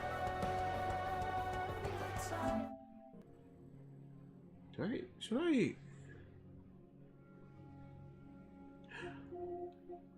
You know, let's play some Sonic Shadow Generations a little bit, because I kind of get a little bit bored of Crossroads right now. Classic Sonic has not been unlocked yet for some reason, because the maintenance and all that. But okay, in my opinion, but even the beta version of Rise of Lyric, the synergy before the team had to essentially rework the entire game and optimize it, downgrade it to fit the Wii U. Before they had to do that, the beta version of Sonic Boom Rise of Lyric, even the combat seemed more fun. But even then, it was a completely different. It was a totally different Sonic game.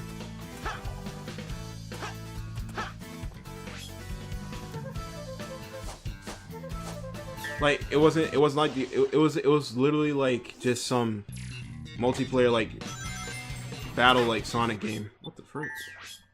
It was, and like the speed sections were only like they were just like small sections, like small. They're just like small sections. They're like gimmicks. Personally, I feel like the game should have had more speed and less like combat heavy stuff. As a Sonic game, that's in my opinion.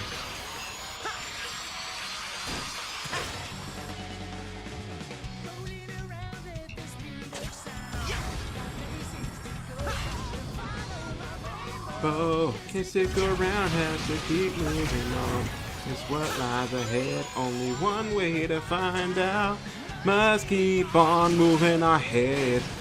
No time for guessing, follow my plan instead. But it was this music that had me stimulated, man. Take my lead, I'll set you free. Follow me, set me free. Trust me and we will escape from the city. I'll make it through.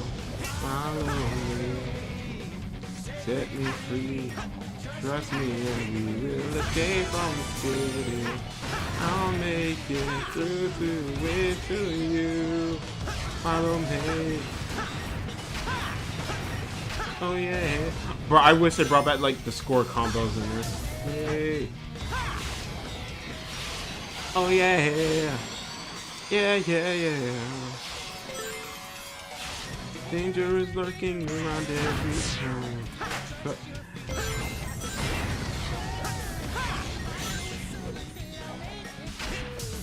But then, like, when I looked on YouTube and stuff and noticed like the glitches with Rise of Lyric and like I tried it, I was like, yo, this is actually fun. Like it was fun, like break the game. But it was also, that's what also made. Oh. Okay, like the glitches to me, it was fun, but like there was also what made Sonic laughing stock once again, bro. Boom. But I didn't realize back then how. Nah. Even then, I knew how invested Sega was in Sonic Boom. Because they had a whole TV show. I remember they had like a whole like thing, a whole campaign. They had like pop-up shops, like. I remember they had plans for pop-up like stores and stuff that ended up not happening. Like it was essentially like a rebrand like branch on Sega of America's part. The choices they made with those redesigns and stuff for them to appeal to like the Western like audience.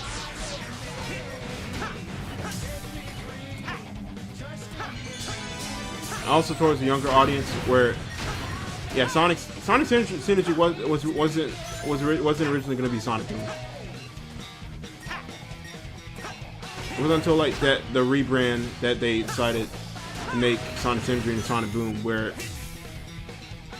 like they changed the character designs and like they made it more child friendly,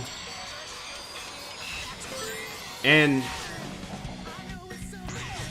those choices was what led them to lose money. They had to fire people. They like Big Red Button like lost like developers from the rush changes they made with Rise of Lyric.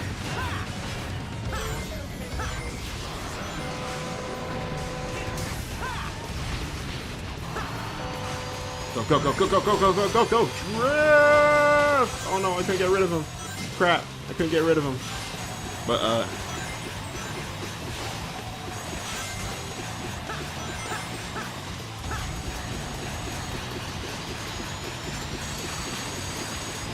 oh crap.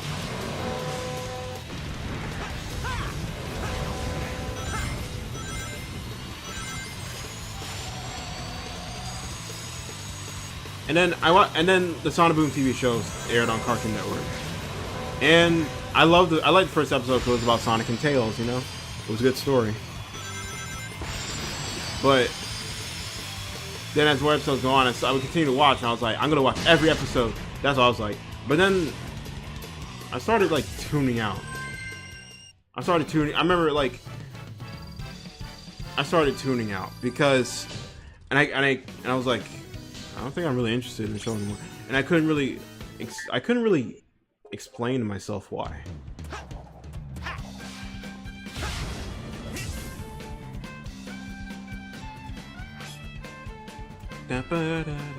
And I look back at, and I realize, and I know why. Sonic Boom was an episodic comedy like thing where, and it's repetitive. It's not. Sonic Boom was repetitive, like jokes, fight scenes, same robots. Music is like mostly the same. Sounds too similar. Take this, Shadow. Bro, I wish Sonic had a rival battle in Shadow Generations. I would have loved to see how they would have handled that. But Sonic, I can't stay up too late because, you know, I got a routine.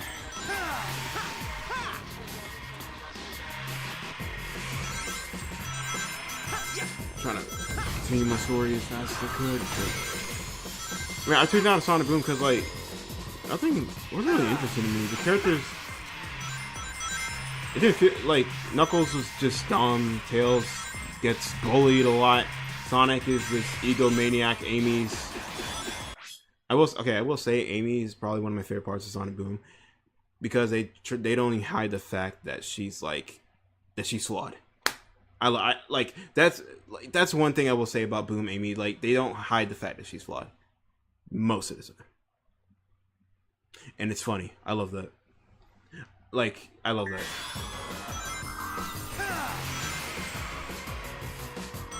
And also the animation, the inconsistency in the animation I noticed, and I thought it was like different animation styles, but no, it was like, but okay, now as an animator and like learning stuff about animation, it was a more matter of how the lighting and how the animation was rendered differently, and like animation quality just dropped, man. They gave it their all. They gave their all with episode 1 and 2. Like, that's it. And man, it's just, and you can really tell it just sucks, man. I'm not gonna lie, it really sucked for me. I was like, I wasn't really excited to watch Sonic Boom. And some of the comedy was funny, but like then like season 2 came out, and then, you know, the self-aware jokes just became the norm.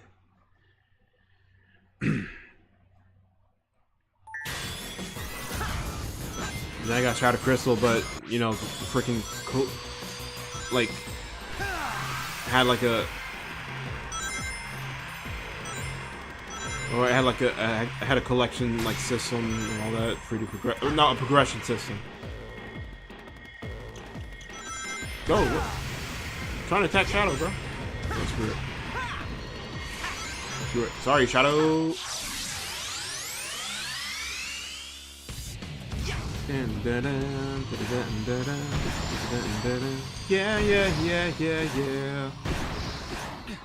Can you feel life moving through your mind? Ooh, looks like it came out for more. Yeah. Live and learn. Little did I know that 10 years later, I would like genuinely have like 10 years later, stuff would happen with Sonic that I never thought would happen. That I wish so hard would happen.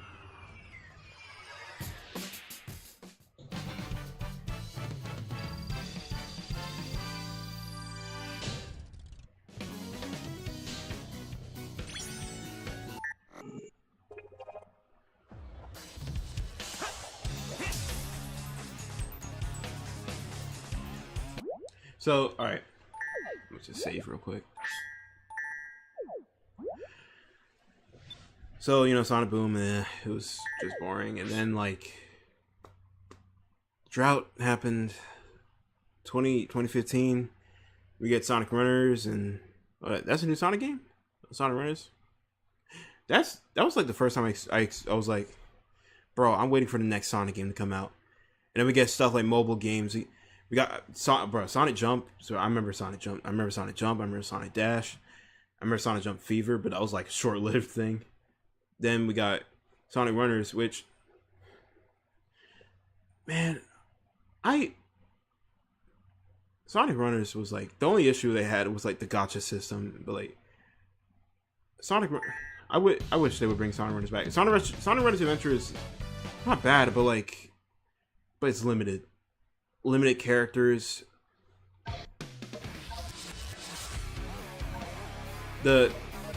I get the gameplay feedback doesn't really, I guess it's not as rewarding, I guess. I don't know, but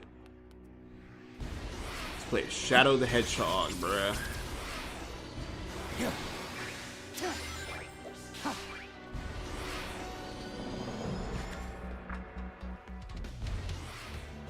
But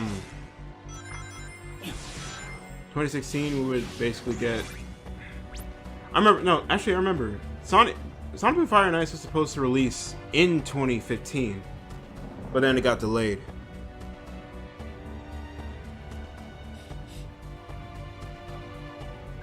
So that ended up being released in 2016. That was Sonic's 25th anniversary, and that was the first, and that was quite a time.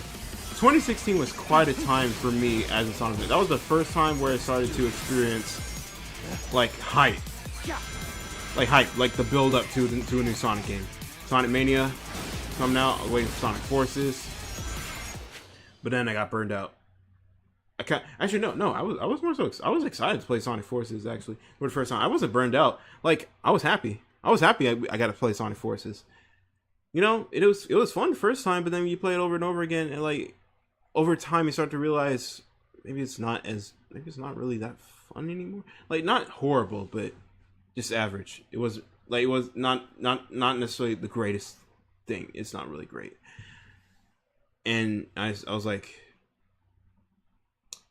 and that's when I started to notice something. That was something even before, something that I wanted. Why is Sonic the only playable character?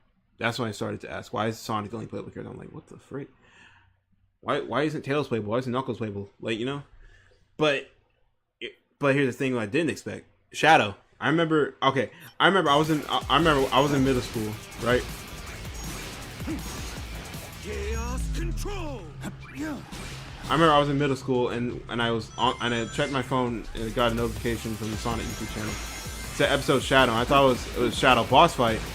So I watched the video and then I realized and I noticed that the character that's on screen, the character that's being played right now isn't Sonic, but it's Shadow. I'm like, wait a minute.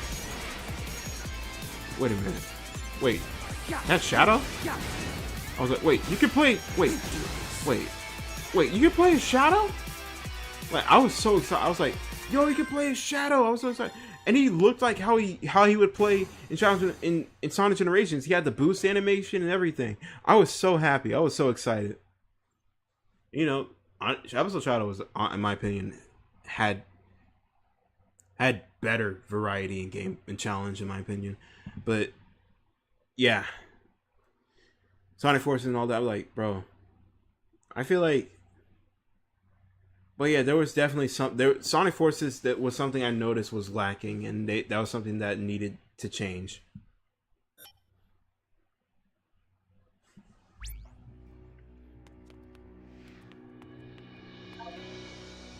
Like, and then we get to see, and then like Sonic Frontiers came out where, oh, I changed that music.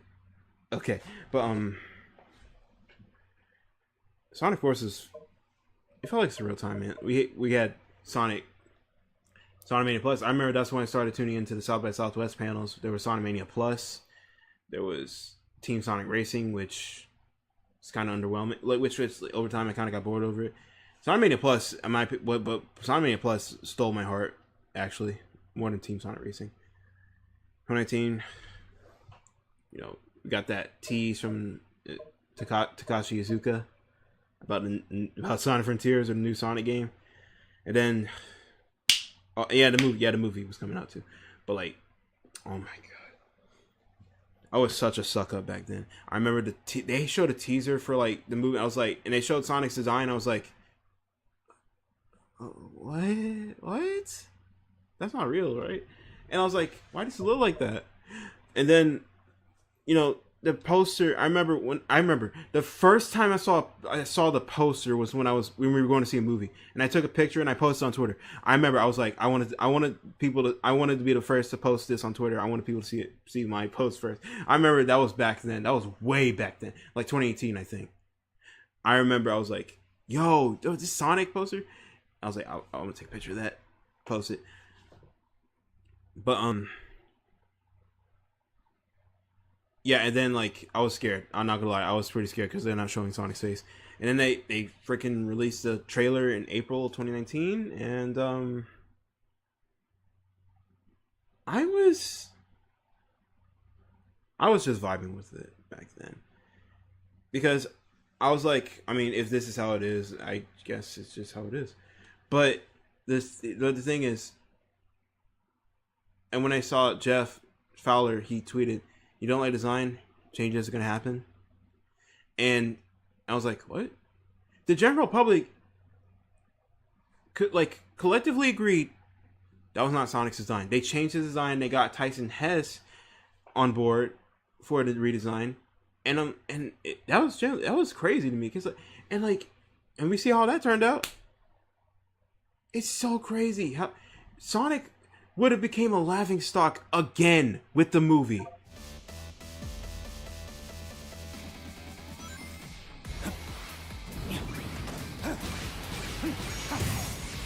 Like the movie was something that I would say the movie definitely had a big part in Sonic's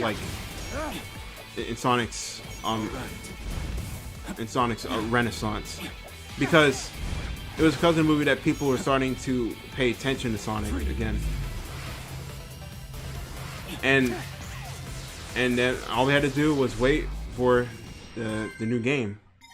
And that game, and Sonic's 30th anniversary in 2020, the COVID, the pandemic. But then Sonic, and then 2021 came around, and with its 30th anniversary stuff, we got Sonic Colors Ultimate, which was, you already know my thoughts about that. It wasn't really good an introduction for those who want to learn about Sonic. And the new tease for Sonic Frontiers, December, we get the Sonic Frontiers teaser trailer. I think actually. Oh wait, no. I also want to say another thing. I remember Sonic Forces was strange to me because considering how the first gameplay we saw wasn't a gameplay trailer. It was simply a gameplay reveal at South by Southwest. The panel. It showed Sonic to Sunset Heights. I remember my feelings. I remember I saw like Tails channel when Matt was the owner of Tails channel. And he was live streaming the panel, and they showed the gameplay. It felt surreal. I felt stimulated. I was like, yo, what the frick is happening? Yo, Sonic. And I know it's like the classic dash panels. I was like, what? Is this classic Sonic or modern Sonic? And then the boost, I thought it was a laser wisp, but nah, it was a boost. So yeah, that was modern Sonic. Yeah, screw it. I'm gonna try.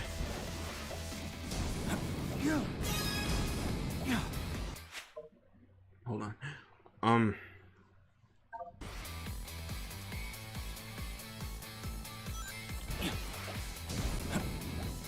And more gameplay came out with the Nintendo Direct, and then No, the reveal. Oh my god, the reveal of the freaking, the tease of the custom, the avatar, the custom character.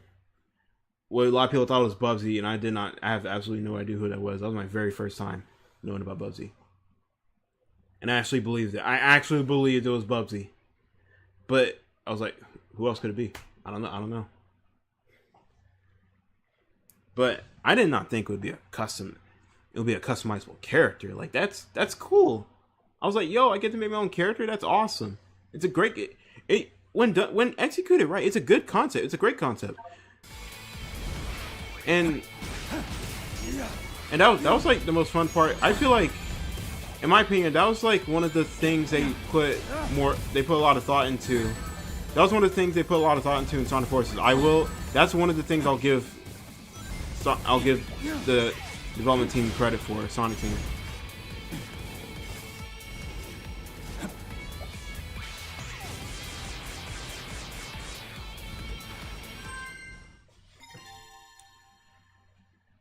And then with Classic Sonic, reveal Classic Sonic, and he got the drop dash.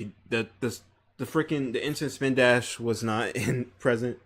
Green Hill came back, Chemical Plant came back. I started to notice returning locations. I was like, what?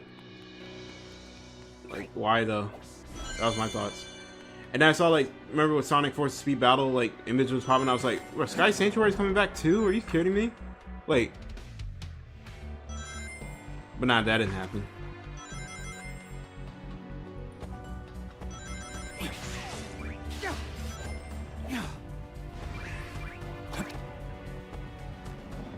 And I remember I was at school, and then they revealed the custom avatar, but they showed the character. I did not know it was a custom avatar. I just saw the thumbnail. I just clicked on, I just pressed it. I was like, "Who is this character? Like, what's his name?" But they revealed it's a custom character. I was like, "Yo, you can make your own character? That's awesome!" Oh god.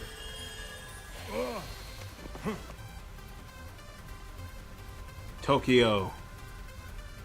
But Where am I now?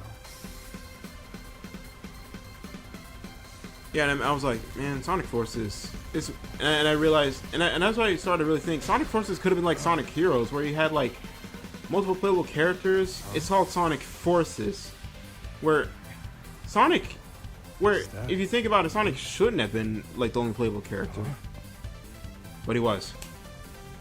I mean, aside from the custom avatar and Classic Sonic, he was the only playable character, and that sucked to me. I feel as if I've left my own dimension.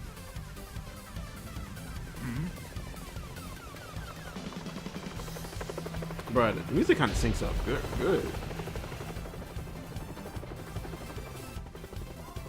Bro, the music syncs up really good, man. Suspicious. I should follow. Looks like I've kept my basic form abilities.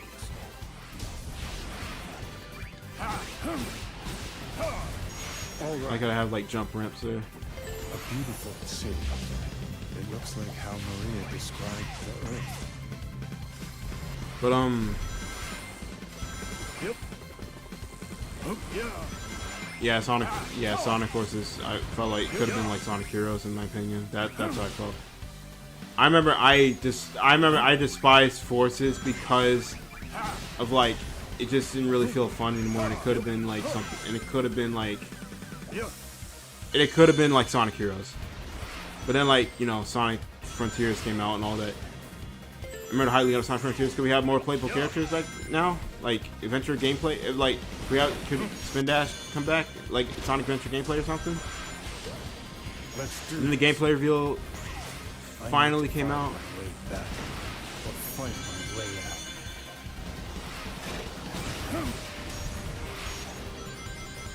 And then like the IGN first gameplay came out, and like and it showed, you know, it's, you know, the boost is back. You know, the boost doesn't seem to have any like physics based like gameplay or whatever. And I remember a lot, bro. What a waste of time. Sonic Frontiers got a bad impression from that gameplay reveal, and yeah, I completely agree. That is absolutely not how you market your game. Like, even with Sonic Forces, they made it look good, but like it was like mostly false advertising with like the villains and stuff. how to advertise the villains and like making it seem like the game is bigger than like make it seem like the levels are longer and stuff. Like even like Aaron Weber when he showed off gameplay for Sonic Forces at one time, he cut the gameplay short. And I don't blame Aaron Weber, man. I love Aaron Weber. I know he's doing his job. I miss Aaron Weber. I hope he's doing great in his new position. And well, I mean, in his current position, I wish him the best. Too slow. Well, yeah, Sega kind of like, yeah, Sega had to like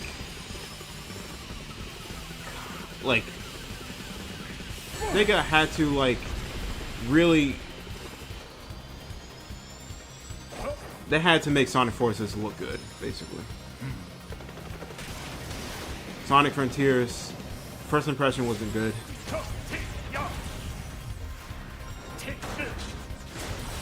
And we got a Nintendo Direct gameplays with and 1992 Summer Game Fest. They didn't really, they didn't really like show gameplay of Summer Game Fest gameplay. And honestly, I think I know why. I think I understand why, because the demo was a demo of the story mode, and like they don't want that to be spoiled. And yeah, I completely understand that, actually.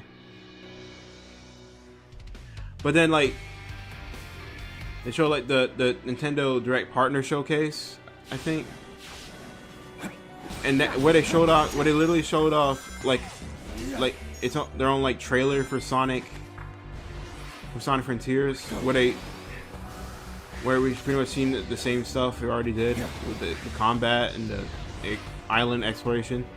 And then they showed off cyberspace and Green Hill Zone. And I was like, bro, why didn't they do that before? You know, that's how they could have revealed their gameplay, you know? That's way better than than the IGN first thing.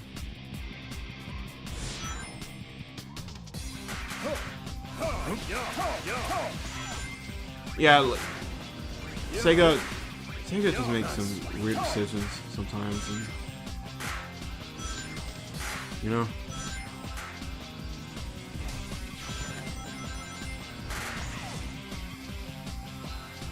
But then, you know, we got more gameplay with Gamescom and all that, and essentially revealing that Sonic is once again the only playable character. And I was really on cope, and I was like, come on, man, you have to be playable. Let's do this.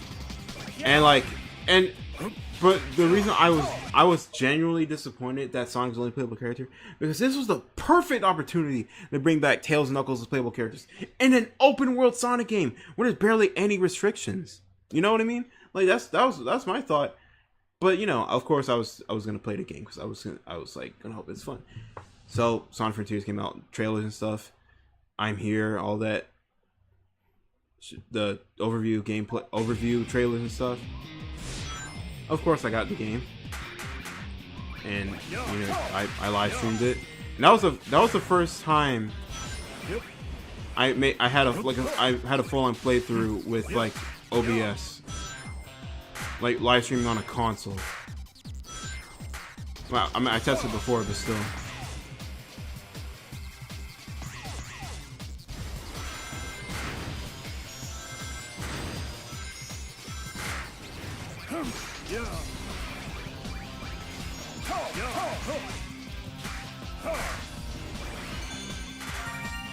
Go. Get the balloons. Got him. But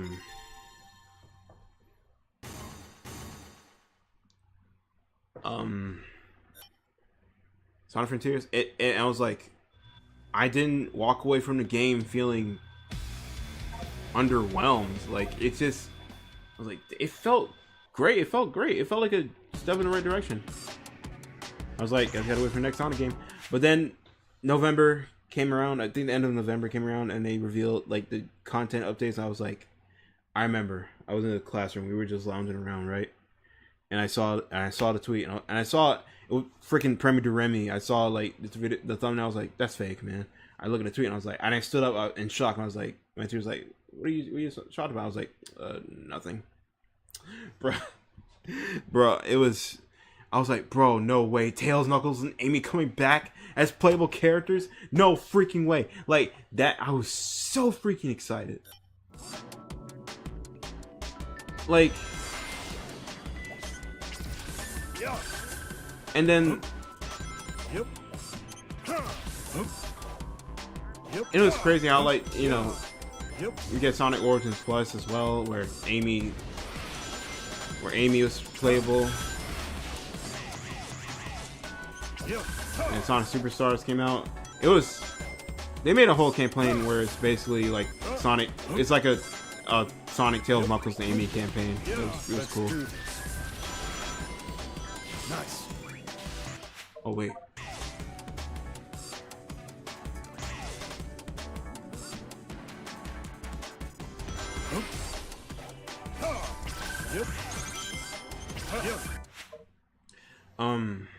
Okay, so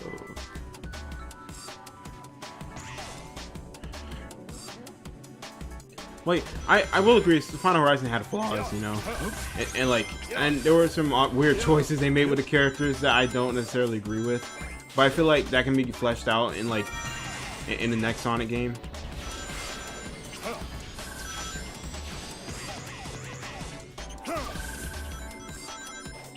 You know, I'm willing to wait for that. I'm just grateful that, you know, that the door is open for playable characters again. Like something we haven't really had since 06. And I'm so happy it seems like they're open to that again.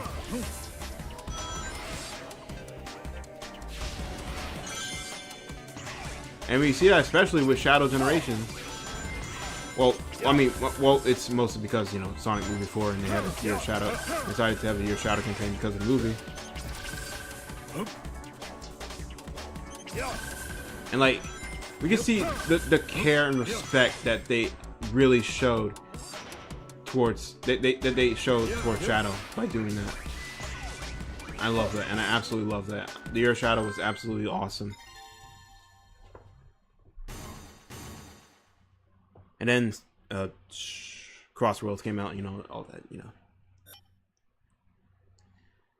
I honestly look, and now I understand people saying like this year is feeling underwhelming because also it's Sonic Prime, because, you know, Sonic Prime, but you know, at that point we were getting a lot of Sonic stuff. It was like, and Sonic Movie 2, it was great to see Tails on the big screen, Knuckles on the big screen. Sonic Movie 3 was absolutely one of my best theater experiences ever. Like, it felt so good seeing like people cheering, like with people cheering with the character showing up and like the references they made. And that the Sonic Super Shadow, like recreating that pose in Sonic Adventure 2 battle openings. The moon shot is amazing. Everyone was cheering for that, and it felt so great. And I can tell, like, that Sonic Adventure 2 was a game that resonated with a lot of people, and I love that. And I think that's why a lot of people reacted the way they did. And I love that. And I understand, like, you know, this year seems underwhelming because we gotten used to like this continuous like stacked content, but like, yeah, sometimes we're gonna have like a year where, you know, where we're not gonna get as much content, where it's gonna be like kind of like a low period, you know. And I absolutely agree that it's good for developers and fans, you know, for them to give us, you know, take time, give us a breather from all the stuff that we've been getting. And, you know, for new fans to get into the series and all that. Like, look at all these ways like new fans can get into Sonic now. We got Sonic and Shadow Generation, we got Sonic Origins, we got Sonic Racing Cross Worlds, we got Sonic Frontiers. You know, it's all these new games.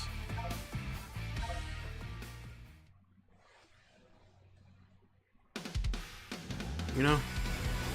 And I'll be honest, I'm not expecting a new Sonic game this year. Of course, I was not expecting a new Sonic game this year. I know we're not going to get a new Sonic game this year. But I was mostly expecting, like, a remaster or something. Or, like, new, like, DLC and stuff for Cross Worlds. Oh, frick.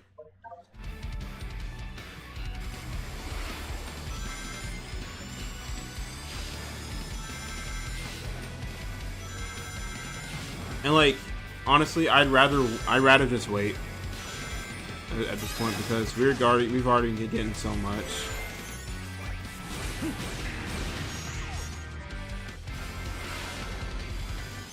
And another thing too, like Sega's actually looking to hire more people for Sonic Team. And that's generally really great and it's good. They're hiring more people while they're hiring like new people while supposedly working on this new Sonic game. And that's great. That's awesome.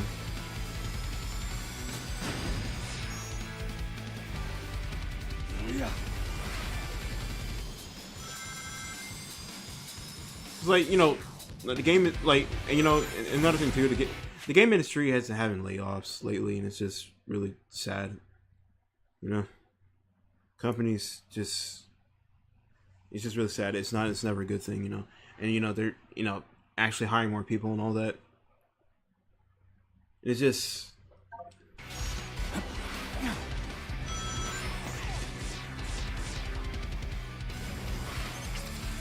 but we're actually,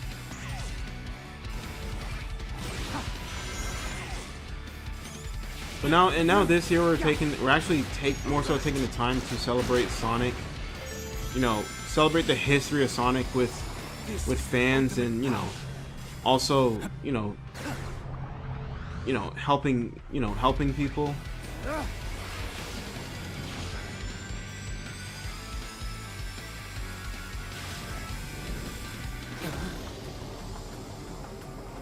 Like, I'd say, like, Sonic's 35th is honestly, I'd say it's, you know, it's there's something genuine about Sonic's 35th that you know, it's just something genuine. Not say that Sonic's 30th was bad or anything. I'm just saying, you know, I'm not saying 35th is a bad anniversary just because we didn't get like a new game or whatever. It doesn't mean it's a bad anniversary.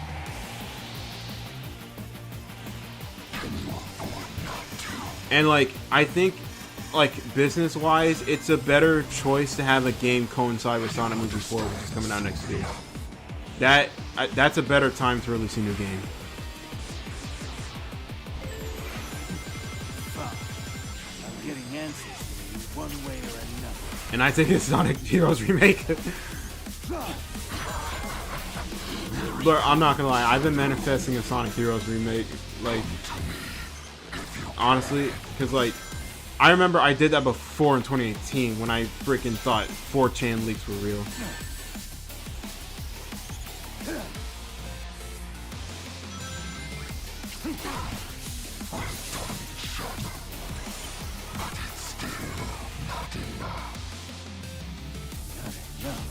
In what situation would you not, like, hit Black Doom? Like, genuinely. In what situation would you not hit Black Doom in, like, the two of the, like, in the last two, like, Doom zones?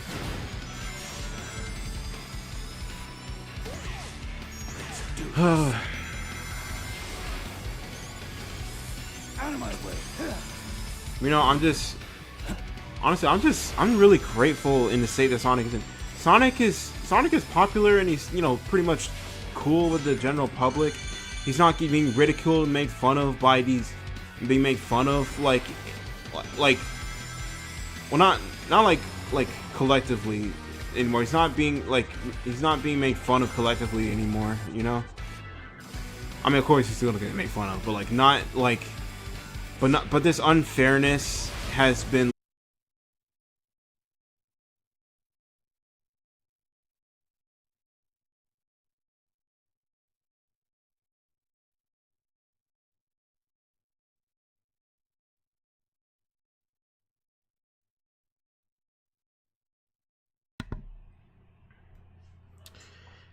Okay, as I was saying, we live in a world where we have a new 3D Sonic. We have a 3D Sonic game where Tails, Knuckles, and Amy are playable again.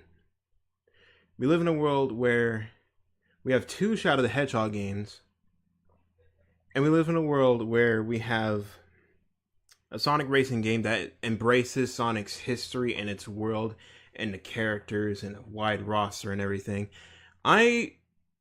Personally, I am really grateful for what we have, what we've been having, and I can only hope things will get better. You know, I'm just gonna end the live stream right here, guys. Yeah. So yeah, that was the live stream. That was my life story on Sonic. Yeah. Hope you enjoyed the live stream. Don't forget to like, comment, subscribe. I'm tired. I'm gonna go to sleep now. Peace out. Take care. Love y'all.